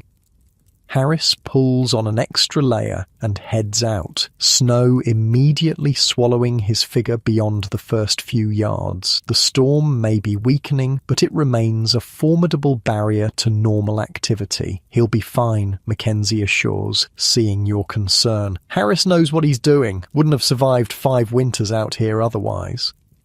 With Harris gone, the conversation turns to changing markets, to the economics that drive the fur trade. Even here, in one of the most remote places on Earth, the fashions of Paris and London exert their influence, shaping what men hunt and what risks they take. "Heard the Hudson's Bay Company's pushing south," Jenkins comments, "offering better prices at Rendezvous, undercutting the American outfits."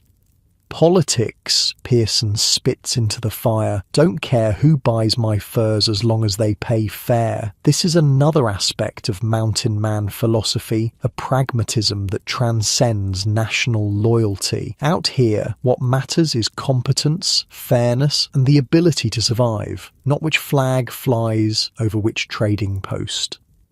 The fire needs feeding again, and you take your turn adding logs, arranging them carefully to maintain the efficient burn pattern Mackenzie established earlier. It's no longer just a pile of burning wood to you, it's a complex system, each piece serving a specific purpose in the overall goal of sustained, efficient heat.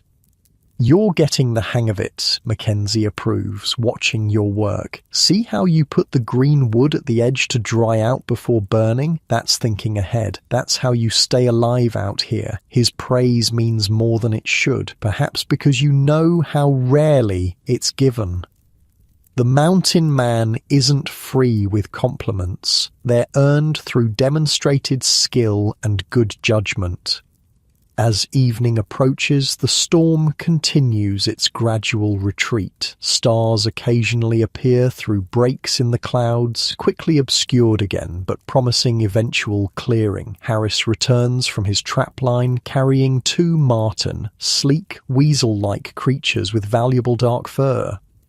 "Good eating, too," he announces, already beginning the process of skinning them. Nothing is wasted in mountain life. The fur will become trade goods. The meat will feed the brigade. Dinner is a communal affair, marten meat supplemented with the last of the elk from yesterday, all of it cooked over the carefully maintained fire. Conversation flows more easily with the promise of the storm's end, with the prospect of movement and normal activities resuming.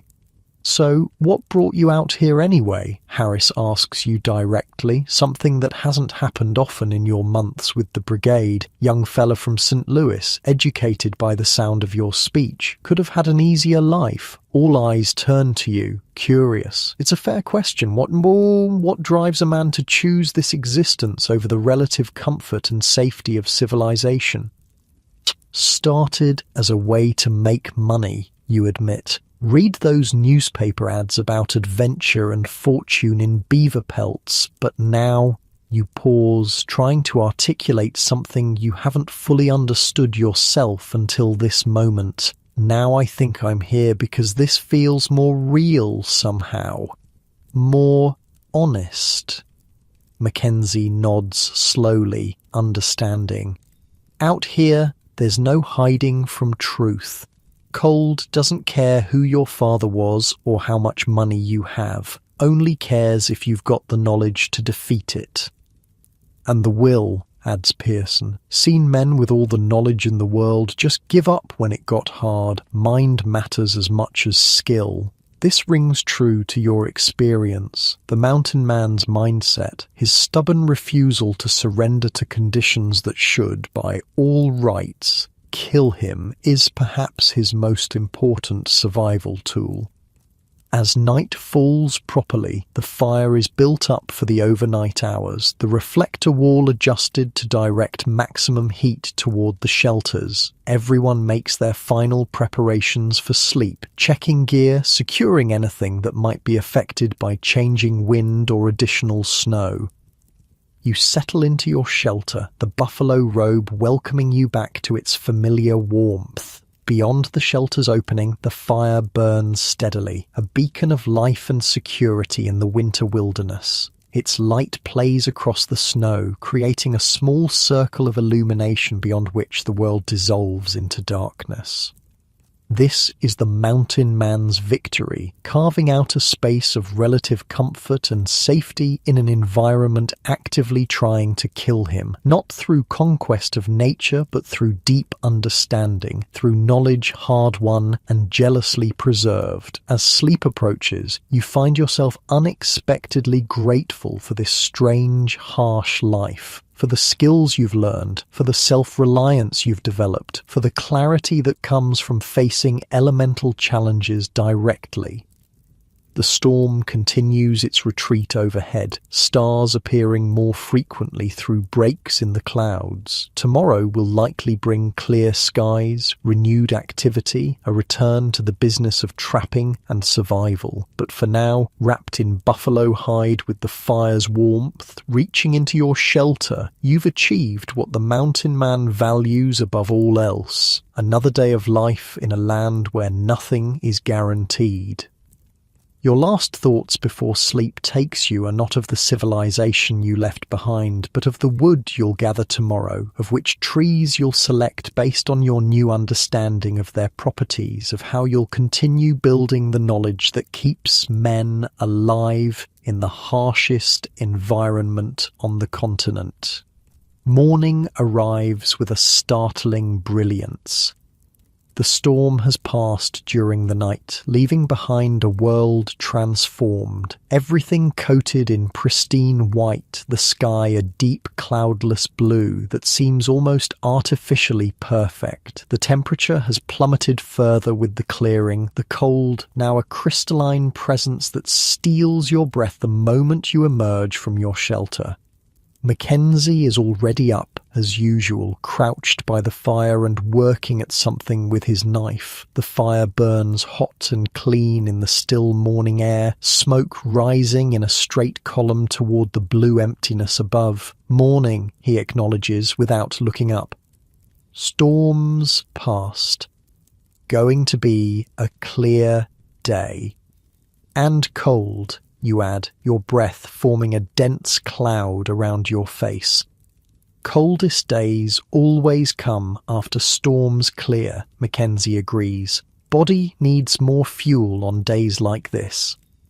You notice now what he's working on, slicing a frozen chunk of marrow bone from the elk, preparing it for the morning meal. The brigade's focus on food isn't mere hunger, but practical necessity. In this extreme cold, the human body burns calories at an astonishing rate just to maintain core temperature.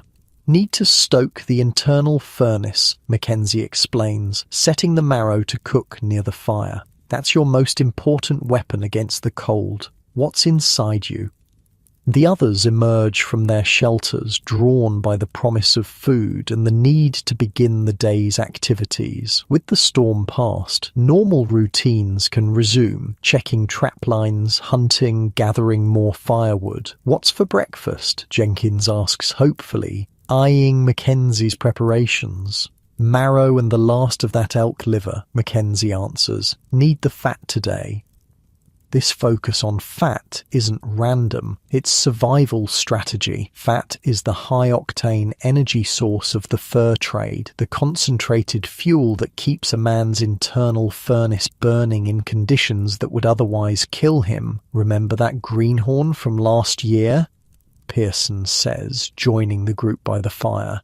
The one who wouldn't eat the fat, kept trimming it off his meat?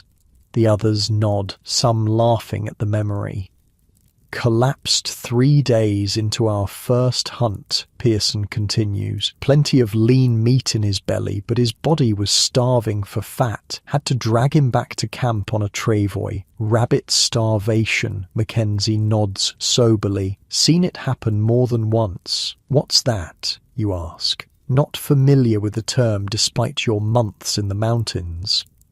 Man can starve to death eating nothing but lean meat, Mackenzie explains. Rabbit meat is so lean that your body spends more energy trying to digest it than it gets from the protein. Without fat, you can't properly use that protein. Your body keeps burning itself up from the inside. Mountain men call it mal de caribou or rabbit sickness, Harris adds. Your guts empty out, you get weaker and weaker, and eventually your heart just stops, even with a belly full of food.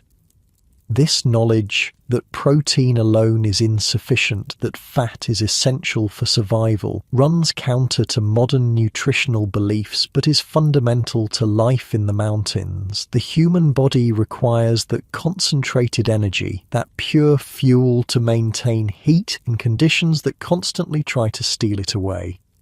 The marrow begins to sizzle as it heats, releasing a rich, savoury smell that makes your stomach growl. Marrow is almost pure fat, a delicacy in the mountains not just for its taste, but for its life-sustaining properties. Going to check my trap line today, Harris announces, accepting a portion of the cooked marrow from Mackenzie. Should be good hunting too, after a storm. Animals will be moving, looking for food. Take Jenkins with you, Mackenzie decides. Rest of us will reinforce the main camp, get more wood in. Storm might be over, but winter's far from done with us. This is the constant reality of mountain life. Even moments of relative ease are just preparation for the next challenge. There is no true respite, only varying degrees of struggle. Breakfast is consumed quickly, everyone eager to begin the day's work while the weather allows it. The marrow and liver, foods that might seem unappetizing in civilization, are devoured with genuine appreciation here, where their value is understood on the most fundamental level. Always eat the fatty parts first, Pearson advises you, noticing you've saved some of the marrow for last like a treat. Never know when you might be interrupted. Best fuel goes in first. You nod, understanding his point. In the mountains, priorities shift. Taste becomes secondary to function. Food isn't cuisine, it's survival. After eating, the brigade separates to their assigned tasks. You join Mackenzie and Pearson in fortifying the camp, gathering more firewood, and checking the food cache to assess supplies. Getting low, Mackenzie observes, surveying the cache. Need a good hunt soon, or a good trap run.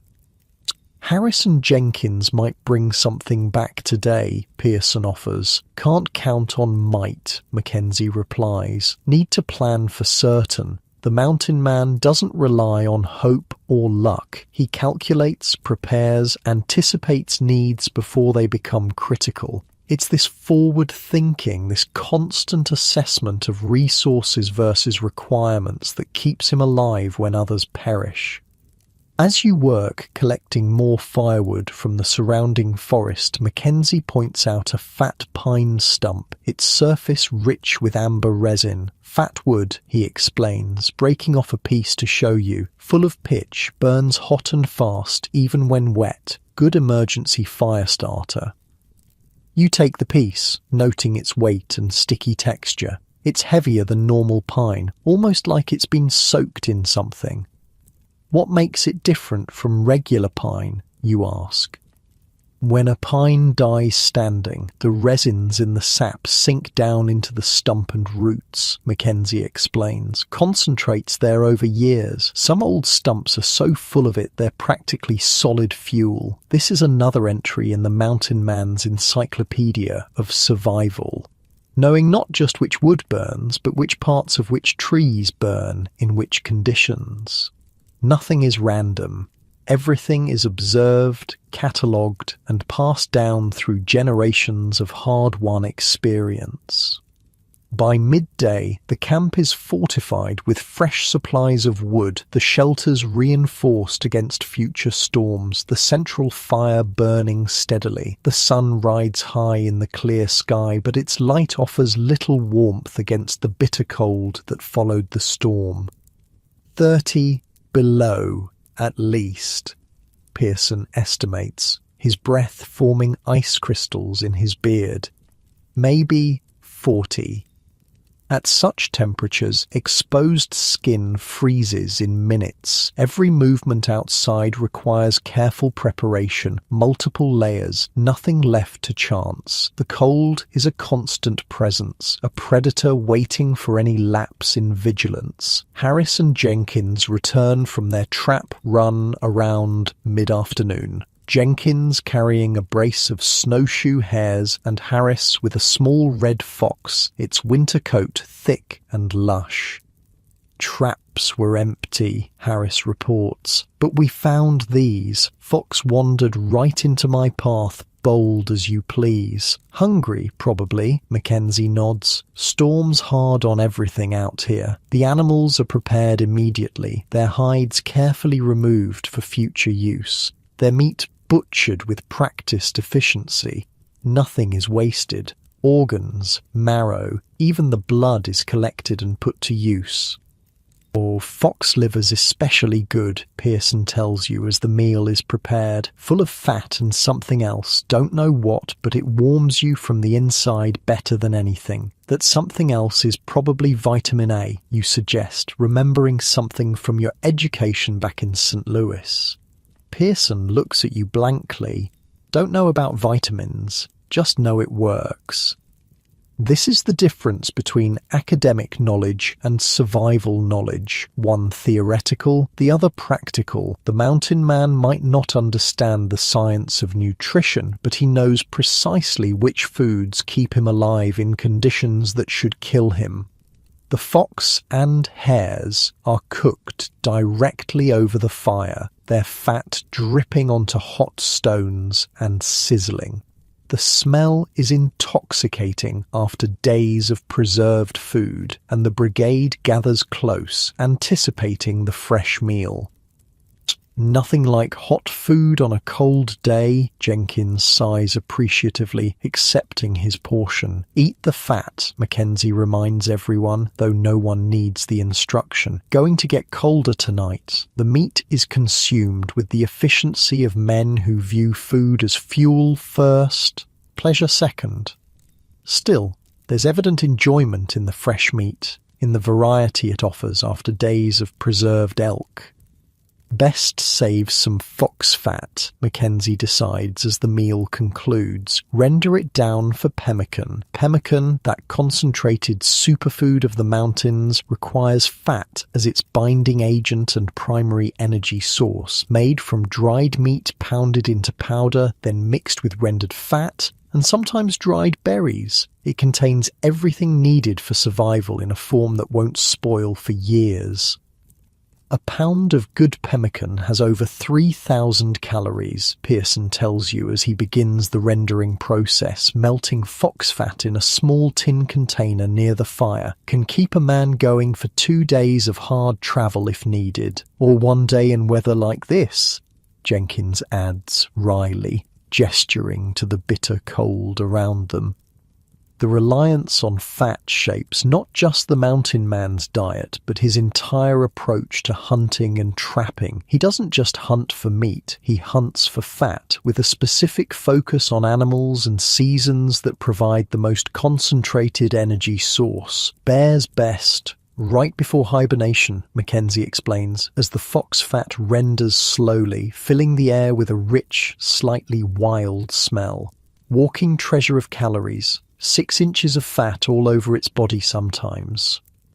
Buffalo cow in fall after a summer of grazing, adds Harris. Back fat can be 6 inches deep, prize of the plains, that is. As the fat renders, transforming from solid to liquid, you marvel at how your perception has changed during your months in the mountains.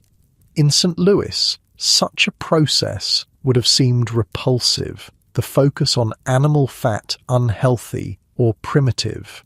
Here, you understand it as essential, as the difference between life and death.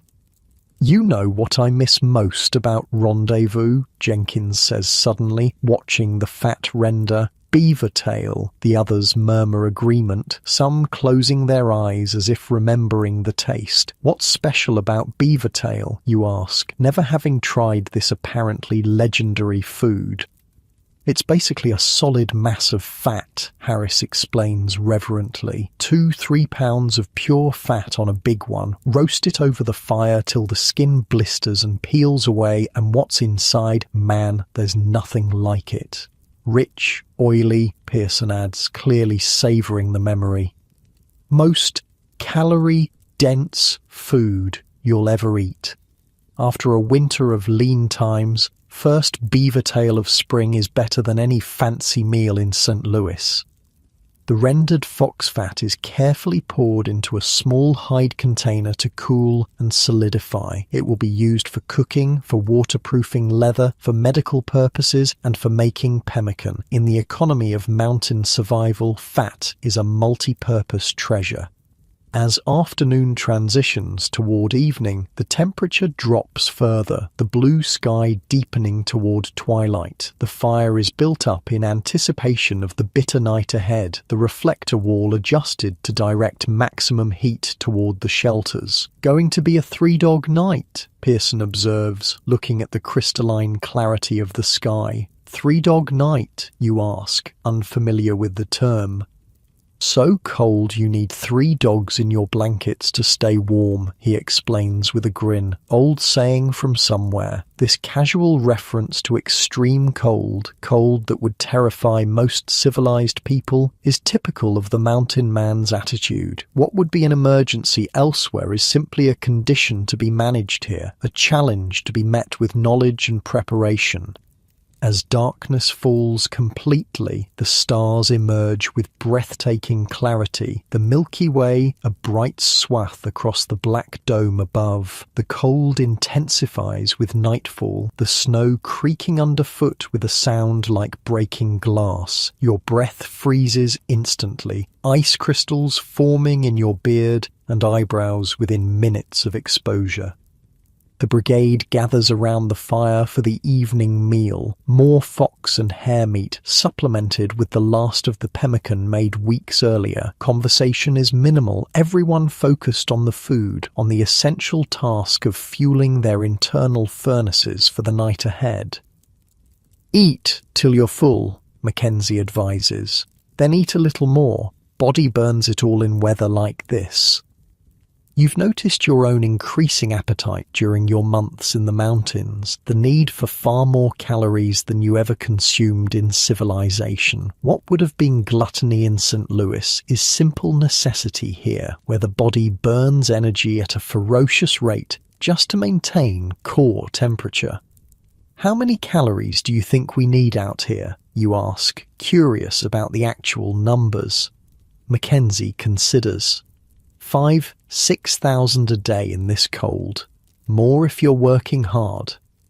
This number, double or triple what a man might consume in a city, explains the mountain man's constant focus on food, on fat, on maximizing caloric intake whenever possible. It's not hunger in the conventional sense, but a profound biological need, the body's desperate attempt to generate enough heat to survive. After eating, final preparations are made for the night. Shelters are checked one last time, the fire built up in its star pattern for steady burning through the darkness, water containers placed near enough to prevent freezing but not so close as to risk melting. You retreat to your shelter, wrapping yourself in the buffalo robe that has become your nightly sanctuary. Despite the extreme cold outside, your cocoon of animal hide and trapped air keeps you remarkably comfortable, another testament to the mountain man's deep understanding of how to survive conditions that should, by all rights, be fatal. As you settle in, Mackenzie appears at your shelter entrance, holding something wrapped in a scrap of hide.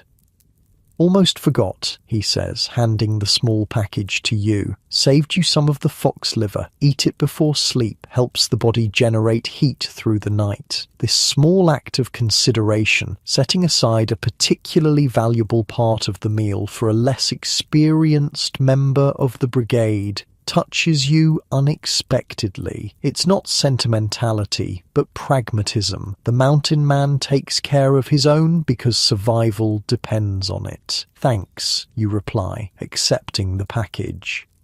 Mackenzie nods once, then withdraws to his own shelter without further comment. Words are used sparingly out here. Like every other resource, you eat the liver as instructed, noting its rich, almost sweet flavor and unusual texture. Whether from actual nutritional properties or the power of suggestion, you do feel a warmth spreading through your core afterward, as if your internal furnace has been stoked with particularly effective fuel.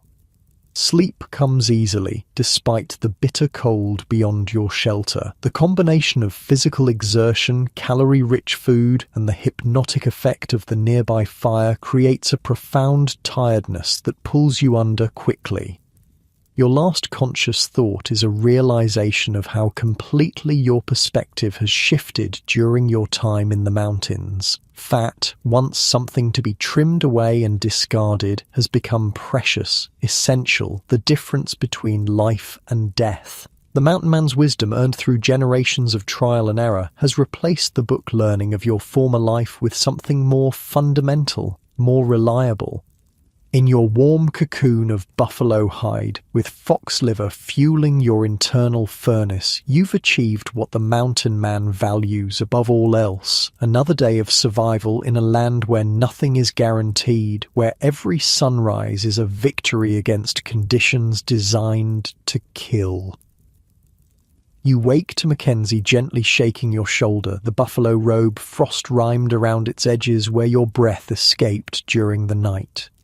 "Sun's almost up," he says simply, "breaking camp today."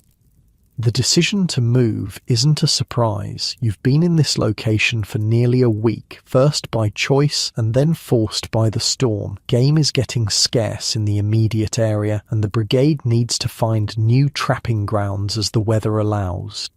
Outside your shelter, the world remains transformed by cold. The thermometer hanging from Mackenzie's pack shows 38 below zero, so cold that spit freezes before it hits the ground, so cold that the snow squeaks like crushed glass underfoot. Yet despite these conditions, the brigade functions with practiced efficiency, preparing for a day of travel through deep snow. Eat hearty, Mackenzie advises as breakfast is prepared, the last of the fox meat and some pemmican from the newly made batch. Long day ahead. No one complains about the cold, about the difficulty of the coming journey, about the discomfort of breaking camp in such extreme conditions. The mountain man doesn't waste energy on pointless complaint. He accepts conditions as they are, then deals with them using the knowledge and skills that keep him alive. Thinking we head southwest, Mackenzie announces as the brigade eats. Valley opens up that way, might find elk coming down from higher ground after the storm. No one questions his judgment. Mackenzie's 15 years in the mountains have earned him the right to make such decisions. His experience a resource as valuable as any piece of equipment. After eating, the camp is dismantled with practiced efficiency. Shelters are taken down, usable materials packed, the site returned to something close to its natural state. The mountain man doesn't leave obvious traces of his presence, not from modern environmental concerns, but from practical necessity. A camp that can be easily found is a camp that can be raided by hostile tribes or claim-jumping trappers. Leave no sign, Pearson reminds Jenkins, who's carelessly kicked some burned logs from the fire ring. Blackfeet have eyes like hawks. Jenkins immediately corrects his mistake, carefully returning the logs to the fire ring, then covering the entire area with fresh snow. In the mountains, such carelessness could be fatal, not just for him, but for the entire brigade. Snowshoes are essential for travel in the deep powder left by the storm. Each man carries a pair, handmade from bent ash wood with rawhide webbing attached to moccasins with leather thongs. Without them, each step would mean plunging thigh-deep into snow, exhausting and potentially deadly when energy conservation is crucial to survival. The horses are brought in from their sheltered hollow, each one carefully checked before being loaded with the brigade's gear. These aren't the sleek thoroughbreds of civilized stables, but tough mountain ponies, smaller, shaggier, adapted to survive on minimal forage in harsh conditions. Storm was hard on them, Harris observes, running his hand along one pony's ribs, getting thin. They'll manage, Mackenzie replies, though his tone suggests concern. Without horses, the brigade would be severely limited, unable to carry traps, supplies, and furs in quantities that make their enterprise viable. By mid-morning, the camp is packed and loaded. All traces of human presence erased except for the compressed snow that will soon be covered by fresh fall. Mackenzie studies the terrain, the sky, the subtle signs that inform his route choice. Southwest it is, he confirms. Jenkins, you break trail. Breaking trail is exhausting work, requiring the lead man to push through untouched snow, creating a packed path for those who follow. It's a responsibility that rotates among the brigade. No one expected to bear it for too long. The brigade moves out in single file, each man following in the footsteps of the one before, the horses bringing up the rear led by Harris. Progress is slow, deliberate, every movement calculated to conserve energy while covering ground. You find yourself in the middle of the line, watching Jenkins ahead as he pushes through the deep snow, his movements becoming more laboured with each passing minute. Breaking trail is grueling work, especially in powder this deep. After 30 minutes, Mackenzie calls a halt. My turn, he tells Jenkins, who gratefully falls back in the line, breathing hard from the exertion. This is the mountain man's approach to challenging tasks, sharing the burden, rotating responsibilities, ensuring no one reaches exhaustion. It's not kindness, but pragmatism. A man pushed beyond his limits becomes a liability to the entire group. As the brigade moves through the pristine winter landscape, you're struck by the profound silence. No bird calls, no insect sounds, no rustling of leaves, just the squeak of snow under snowshoes and the occasional snort from one of the ponies. It's a silence so complete it seems to have physical presence, a void that swallows all sound. Beautiful, isn't it? Pearson says quietly, noticing your attention to the surroundings. Worth all the hardship just to see this. He's right. Despite the brutal cold, despite the physical challenges, there's an undeniable majesty to this landscape. Snow-laden pines stretching to the horizon, distant mountain peaks catching the morning sun, the play of light and shadow across untouched snowfields. It's a beauty few civilized eyes will ever witness, a reward reserved for those willing to risk everything to be here. Mackenzie calls another halt after an hour, this time to check bearings and assess conditions. No one speaks unnecessarily. Conversation requires energy, and energy is precious in the cold. Words are used sparingly, like every other resource. Creek should be about 2 miles ahead, Mackenzie says, consulting his mental map of the territory. Good beaver habitat in spring. Might find elk nearby now.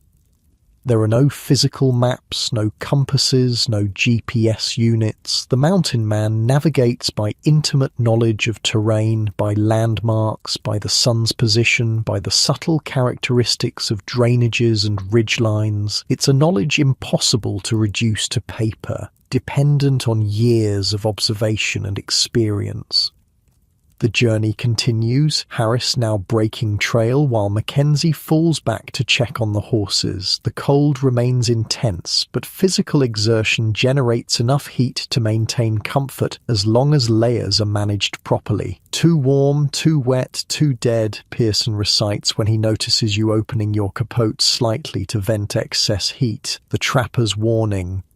You nod, understanding. Overheating leads to sweating, which leads to wet clothing, which leads to dangerous heat loss when activity slows. Better to be slightly cool while moving than to risk damping insulating layers with sweat.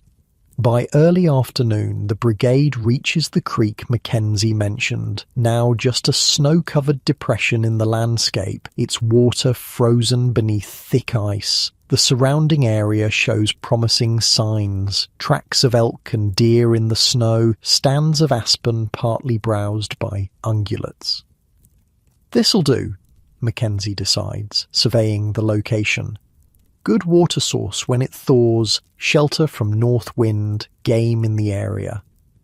The process of establishing a new camp begins immediately, roles assigned without discussion, each man knowing his responsibilities from long practice. Harris cares for the horses, finding them a sheltered area with access to browse. Jenkins clears snow for the main camp.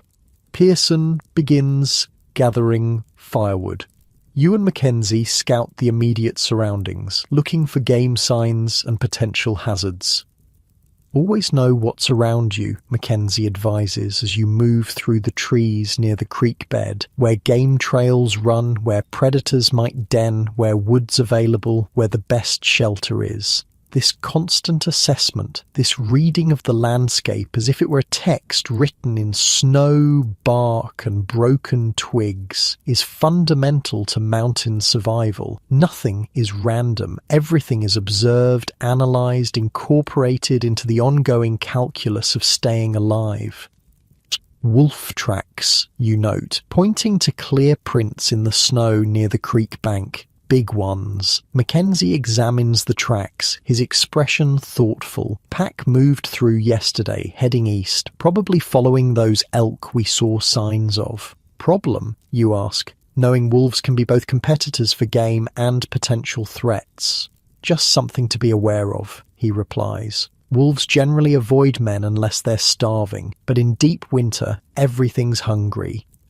This is the mountain man's relationship with the wilderness, not fearful but respectfully cautious, aware of potential dangers without being paralyzed by them. He doesn't view nature as something to be conquered, but as a complex system to be understood and navigated. By the time you return to the main campsite, significant progress has been made. Jenkins has cleared a large area down to bare earth, Pearson has accumulated an impressive pile of firewood, and Harris has established a corral of sorts for the horses using rope and natural barriers. "Looks good," Mackenzie approves. "Let's get a fire going before we lose the light."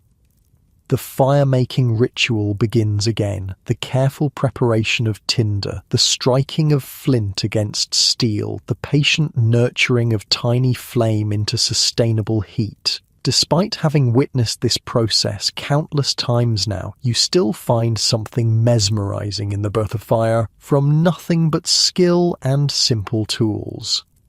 As the flames establish themselves, shelter construction begins. Unlike the previous camp, where you stayed long enough to build more substantial lean-tos, this will be simpler accommodation, what mountain men call half shelters, designed for shorter stays while trapping an area. 3, maybe 4 days here, Mackenzie estimates as he helps you set up your shelter. Then we move again, following game and finding new beaver habitat for spring. This is the rhythm of mountain life. Periods of movement interspersed with brief stays, always following resources, always adapting to conditions. There is no permanent settlement, no fixed abode, only the continuous flow of survival in harmony with the environment's offerings. By evening, the new camp is functional, if not comfortable. Shelters are established, fire is burning steadily, a small cache of food is protected from predators, and the horses are settled in their makeshift corral. The sun sets early in the winter mountains, the brief daylight hours precious for necessary work.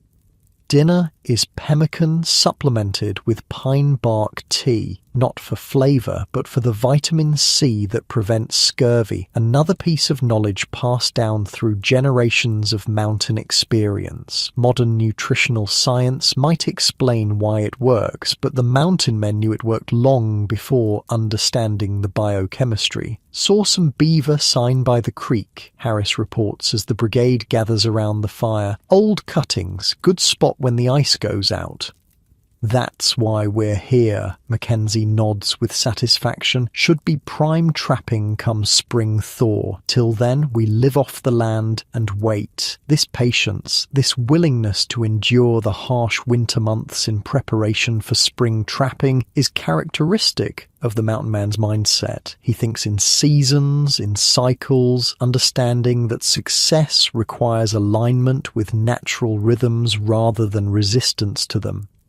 "Tell that story about the Crow winter camp," Jenkins suggests to Pearson, settling back with his tin cup of pine bark tea, the one with the grizzly. Pearson grins, his weathered face creasing into well-worn smile lines in the firelight. "Which time? Seems like every winter I spent with the Crow had a grizzly story. The one where it came right into the lodge," Jenkins clarifies. Pearson nods, remembering. "Winter of 26, I think it was. I was living with a band of mountain crow, married to the chief's niece at the time." He pauses, looking momentarily wistful. "Good woman, made the best moccasins I ever wore." The others wait patiently. The mountain man's storytelling has its own rhythm, not to be rushed.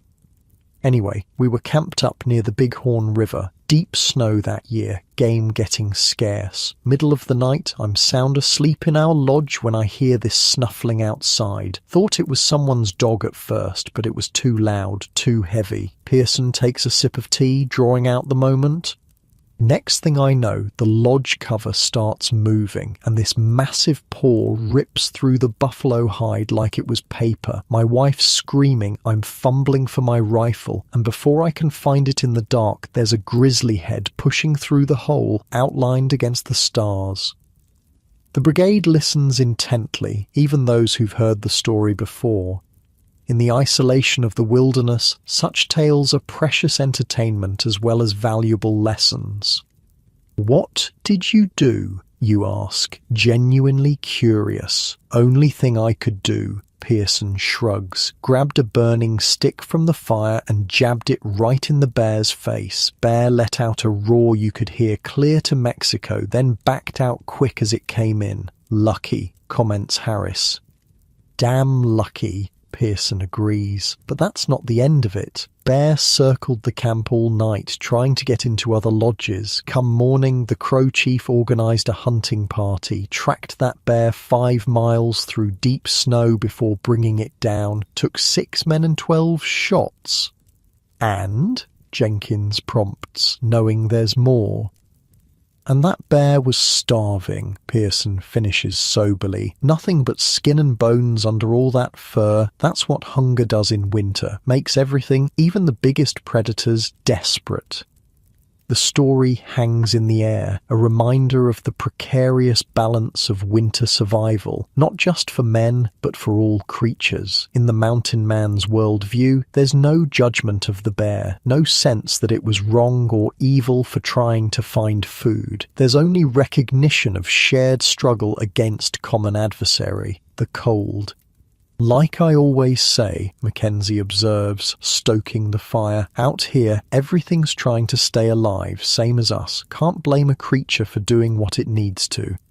This perspective, this lack of anthropomorphic projection onto nature, is fundamental to the mountain man's mindset. He doesn't see the wilderness as malevolent or benevolent, merely as indifferent, operating according to its own logic and rhythms. His survival depends not on conquering this system, but on understanding it deeply enough to work within its parameters. "My father was a merchant," you find yourself saying, the firelight and shared stories creating an unusual openness. Thought nature was something to be tamed, to be owned. Used to say civilization was man's victory over wilderness. The others listen, curious about this glimpse into your past life. "What do you think now?" Pearson asks after a moment. You consider the question seriously. "I think he was wrong. This isn't something you can defeat. You can only learn to live with it, on its terms." Mackenzie nods approval. "That's the difference between men who survive out here and men who don't. Some come thinking they'll conquer the mountains. Mountains always win those fights."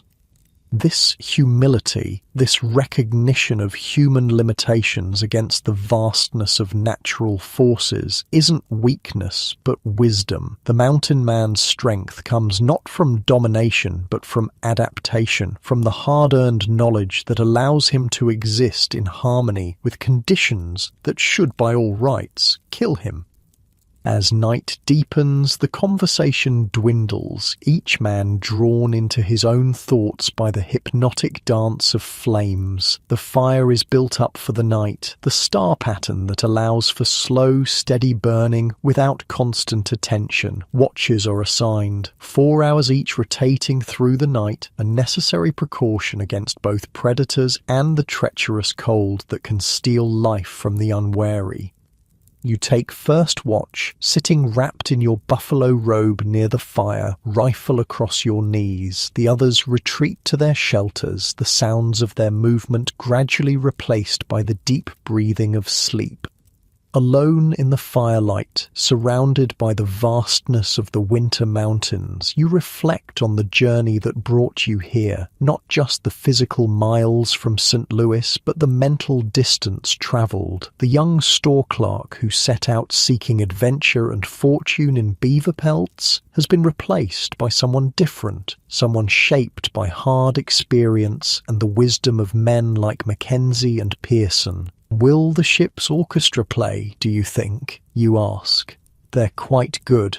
I believe so, Mr. Bishop confirms, though I heard one of the musicians complaining that their sheet music for the latest ragtime pieces hasn't arrived. Apparently it was supposed to be aboard, but got misplaced in Southampton. Perhaps they could play some of Scott Joplin's older pieces, Maggie suggests. I wouldn't mind hearing The Entertainer again. As if on cue, the cafe's small trio begins playing a recognizable ragtime melody. Several heads turn in appreciation, and a few couples in the corner begin to sway slightly in their seats. If they're playing dance music, we should be dancing, Guggenheim declares, rising suddenly. Madame Obar, would you do me the honor? He leads his companion to a small open space near the musicians where they begin to dance despite the limited room. Their movements are elegant and practiced, suggesting long familiarity with each other's rhythms. Other couples follow suit, creating an impromptu dance floor in the cafe. Harry Widener leads his wife to join them, while Mr. Bishop looks momentarily torn before offering his hand to Maggie, who accepts with an amused smile. You don't mind? He asks you, suddenly concerned about leaving you alone at the table. Not at all, you assure him. I'm happy to watch. Left temporarily alone, you sip your champagne and observe the scene with contentment. There's something magical about this unexpected moment of spontaneous joy. Elegant couples dancing in a faux Parisian cafe in the middle of the Atlantic, the ship's gentle movement adding a subtle counterpoint to their steps. The dancing continues for several songs, eventually drawing in nearly everyone from Guggenheim's party. You're about to accept an invitation from a gentleman at a neighbouring table when Giglio, who has also remained seated, leans toward you. May I point something out without seeming impertinent? He asks quietly. Intrigued, you nod. The gentleman who just invited you to dance, I recognised him from a previous crossing on the Mauretania. He's known to target wealthy women travelling alone, particularly those wearing expensive jewellery. You glance discreetly at the man, now hovering nearby with barely concealed impatience. His attire is impeccable, his manner refined, but something in his eyes, a calculating quality you hadn't noticed before, suddenly seems apparent. I see, you murmur. Thank you for the warning. My apologies if I've overstepped, Giglio says, withdrawing slightly. Not at all. I appreciate your concern. When the gentleman approaches again, you decline his invitation with a polite excuse about a developing headache. His smile remains fixed, but his eyes flash with momentary annoyance before he moves on to another prospective partner. The dancing gradually winds down as the hour grows later. Couples return to their tables, slightly flushed and laughing. Maggie drops into her chair beside you, fanning herself with a menu. Mr. Bishop is surprisingly light on his feet for such a serious man, she confides. Who knew bankers could dance? The gathering begins to disperse as it approaches midnight. The day has been long and full, and even the most energetic passengers are showing signs of fatigue. Guggenheim, however, seems determined to continue the festivities. The night is young, he protests as the Wideners make their excuses. Surely we could move to the smoking room for a nightcap. Some of us plan to attend the church service tomorrow morning, Eleanor Widener replies firmly, which requires being awake before noon. One by one, guests depart until only your original party remains. You, Maggie, and the Bishops. Even Guggenheim finally concedes to the late hour, escorting Madame Obar toward their respective staterooms with Giglio following discreetly behind. Shall we retire as well? Mrs. Bishop suggests, stifling a yawn behind her gloved hand. I think I might take a brief turn around the deck first, you decide, suddenly reluctant to end the evening, just to clear my head before bed. I'll join you, Maggie offers. The air will do us good after all that champagne. You bid good night to the Bishops, promising to meet for breakfast and make your way out to the promenade deck. The night air is bracingly cold after the warmth of the cafe, a shock that clears away the slight champagne fog in your head. The deck is nearly deserted at this hour. A few hardy souls stand at the rails, smoking late-night cigarettes or simply gazing at the extraordinary canopy of stars visible far from the pollution of cities. The only sound is the rush of water against the hull and the distant, ever-present hum of the engines.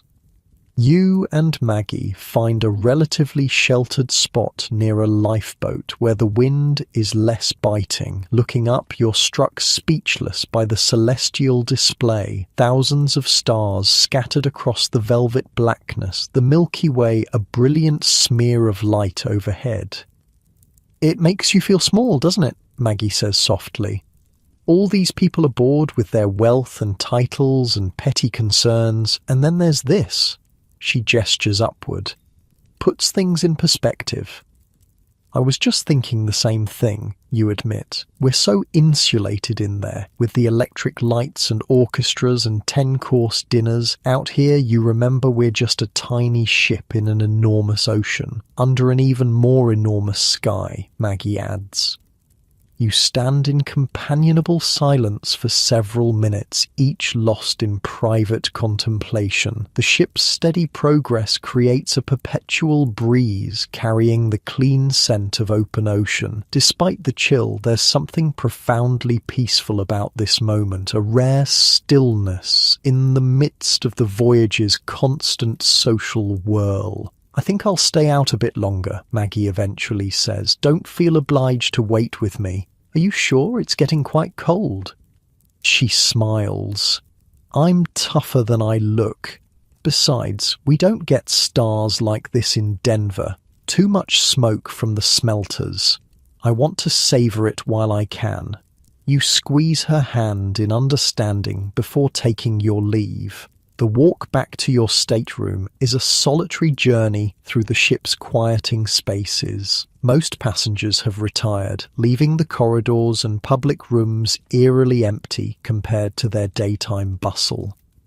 The grand staircase, normally teeming with ascending and descending figures, stands in majestic silence. Your footsteps echo slightly on the marble floor as you descend toward B deck, the ornate clock on the landing showing nearly 1 in the morning. In your stateroom, Emily has long since gone to bed, leaving a small lamp burning and your nightclothes laid out. The cabin is pleasantly warm thanks to the electric heater, creating a cocoon of comfort against the Atlantic night.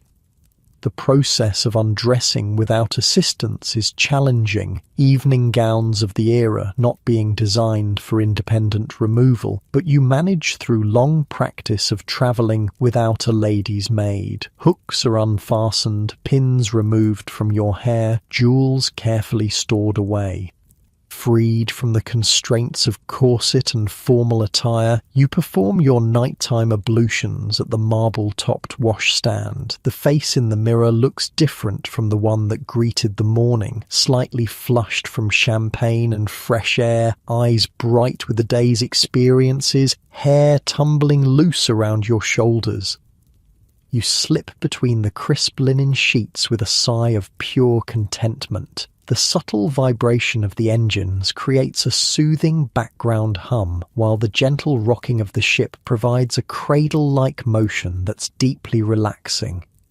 As you drift towards sleep, images from the day float through your mind. The electric camel in the gymnasium, the Turkish bath's exotic tiles, Guggenheim dancing with Madame Obar, stars scattered across the Atlantic night, all part of this extraordinary floating world that carries you steadily westward toward New York.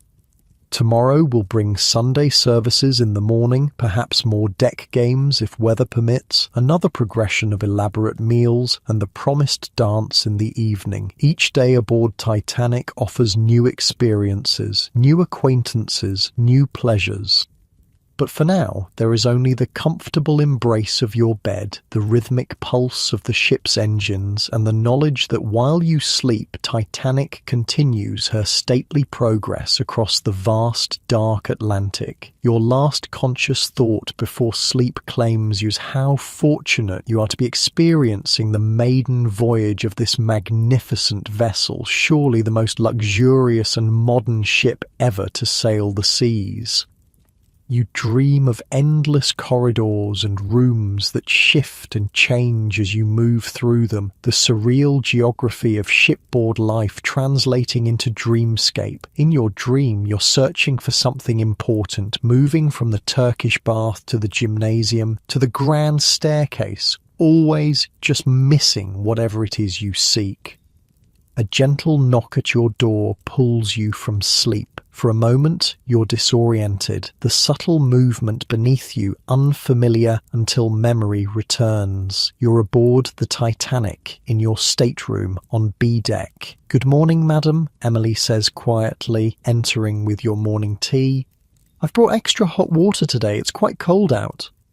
You sit up, accepting the steaming cup gratefully. Outside your porthole, the sky is the deep blue of early morning, not yet touched by sunrise. The ship seems particularly quiet. Even the ever-present engine vibration feels muted somehow. "What time is it?" you ask, sipping the perfectly brewed tea. "Just after 5, madam. You asked to be wakened early if you recall."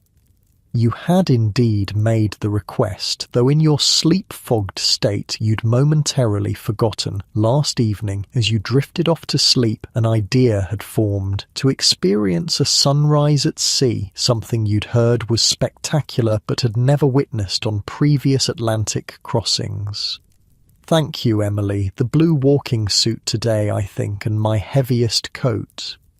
"Very good, madam. I've already laid them out, and I've included your wool scarf and gloves. The steward says it's below freezing on deck." You dress quickly, eager to be outside before the first light breaks. The ship is eerily silent as you make your way through the corridors and up the grand staircase. At this hour, even the most diligent stewards are scarce, and fellow passengers are still wrapped in dreams behind closed doors.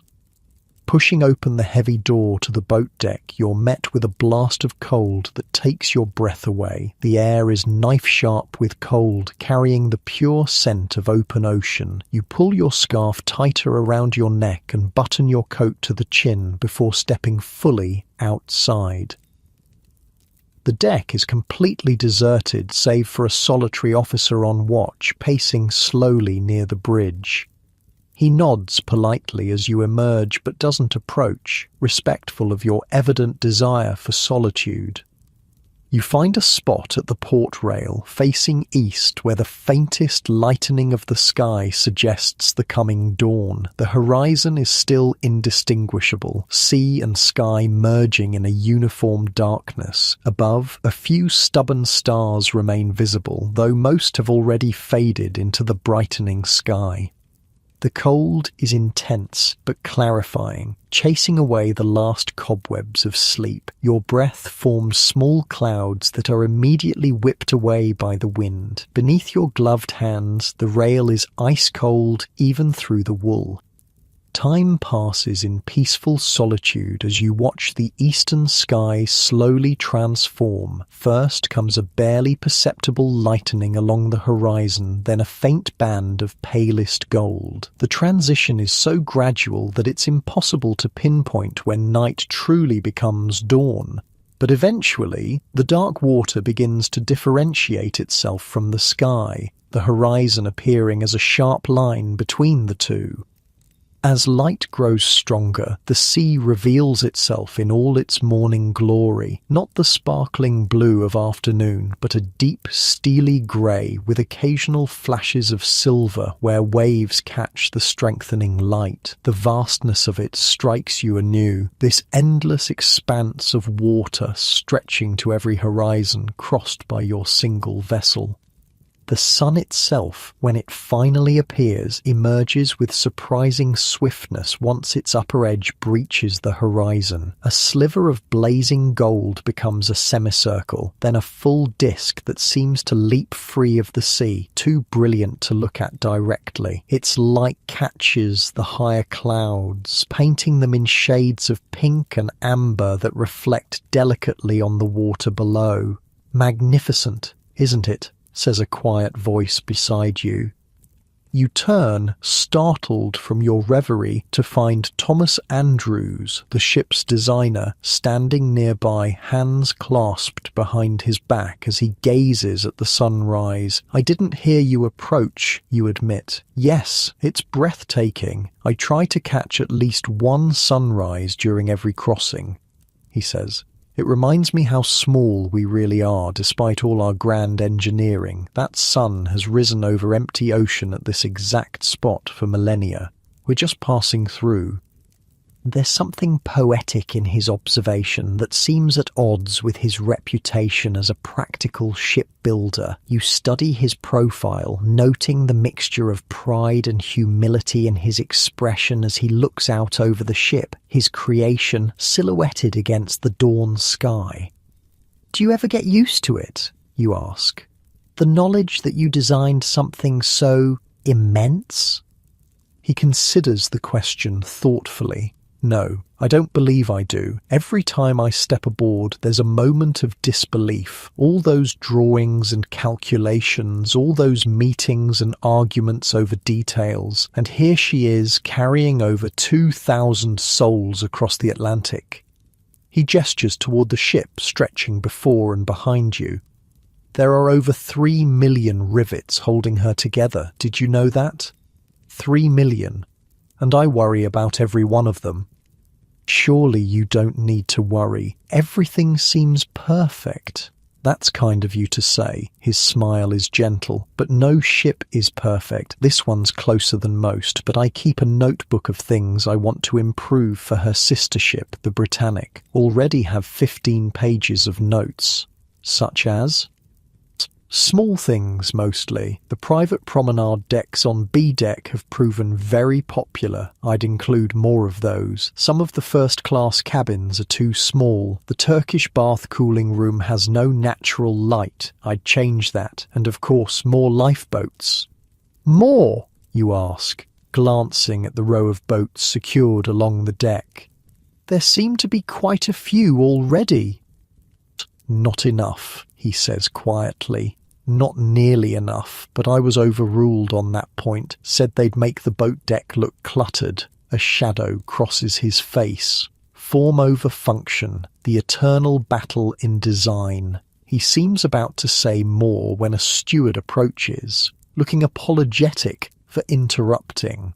"Pardon me, Mr. Andrews. You're wanted in the engine room. Chief engineer says there's something you should see with the starboard propeller shaft." Andrews sighs, then nods.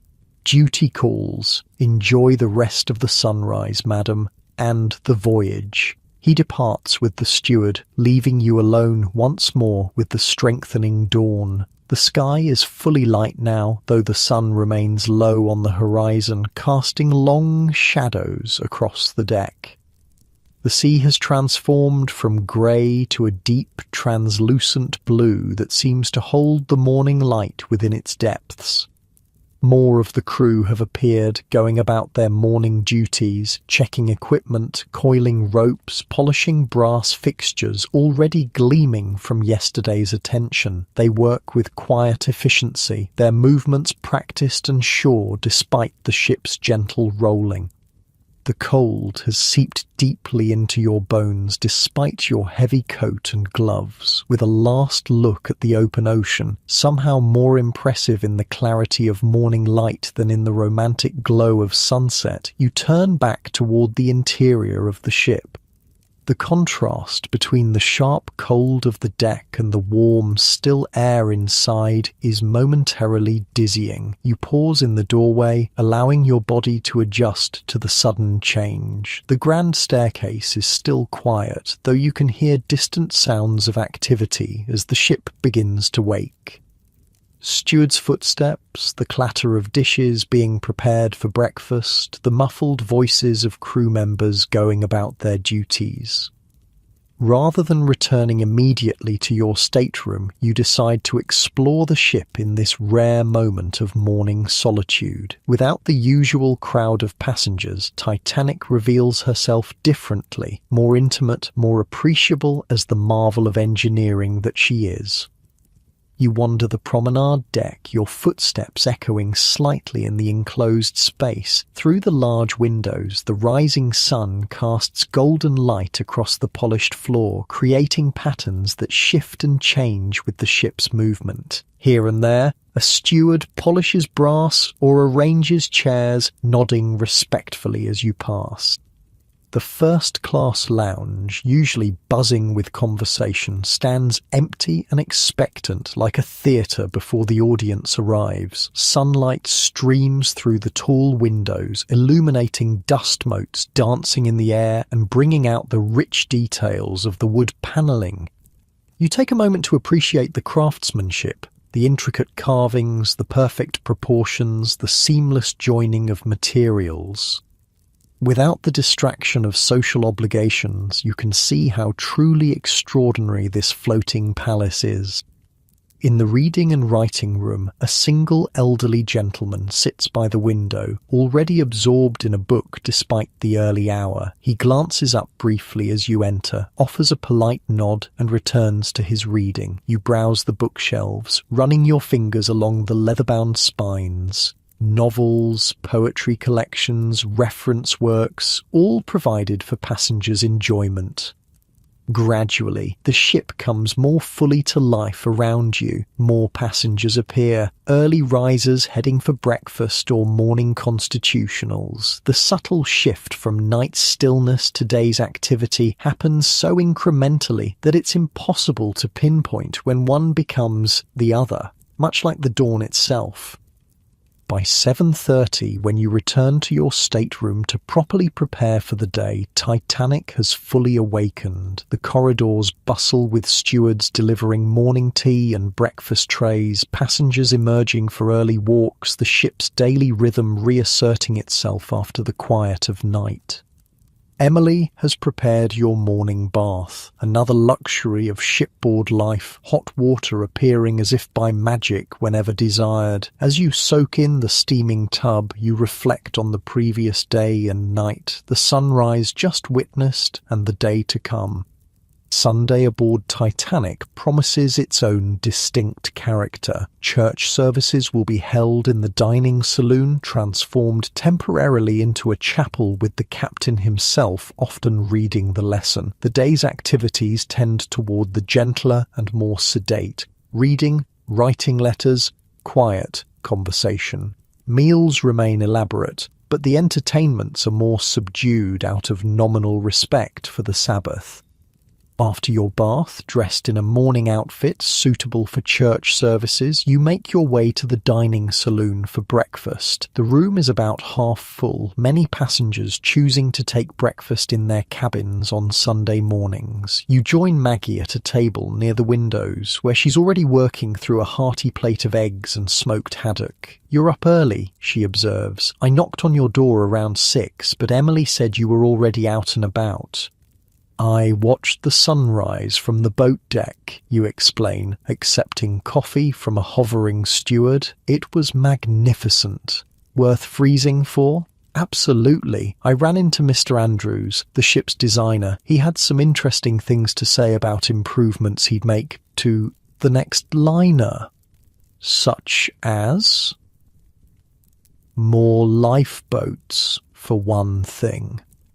You glance out the window at the sunlit ocean, deceptively calm and peaceful in the morning light.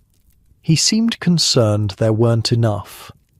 Maggie follows your gaze, her expression thoughtful. Let's hope we never need to find out. The conversation turns to plans for the day. Church service at 10:30, perhaps a brisk walk on deck afterward if weather permits, then luncheon. Maggie mentions a book she's borrowed from the ship's library that she thinks you'd enjoy. The normal rhythm of shipboard life reasserts itself, the extraordinary moment of solitude at sunrise already fading into memory. Yet something of that peaceful interlude remains with you, a sense of perspective gained by watching dawn break over the vast Atlantic, a reminder of the thin line between the constructed world of human luxury and the implacable natural world surrounding it. As the day progresses with its gentle Sunday rhythm, this sense of dual awareness stays with you, appreciating the remarkable achievement that is Titanic while simultaneously conscious of her ultimate insignificance against the backdrop of ocean and sky. It's a paradox perfectly embodied in Andrew's expression as he looked out over his creation in the dawn light. Pride mingled with humility, confidence tempered by caution. The church service, held in the dining saloon temporarily transformed with portable altar and hymn books, captures this same curious duality. The captain reads from the Book of Common Prayer, his strong voice carrying easily through the large space. O eternal Lord God, who alone spreadest out the heavens and rulest the raging of the sea, who hast compassed the waters with bounds until day and night come to an end. The ancient words, speaking of God's dominion over the waters, take on particular resonance when heard in the middle of the Atlantic aboard a ship that represents humanity's most advanced attempt to master those same waters.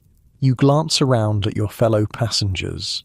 Heads bowed, voices joined in hymns, the social distinctions temporarily muted by shared ritual.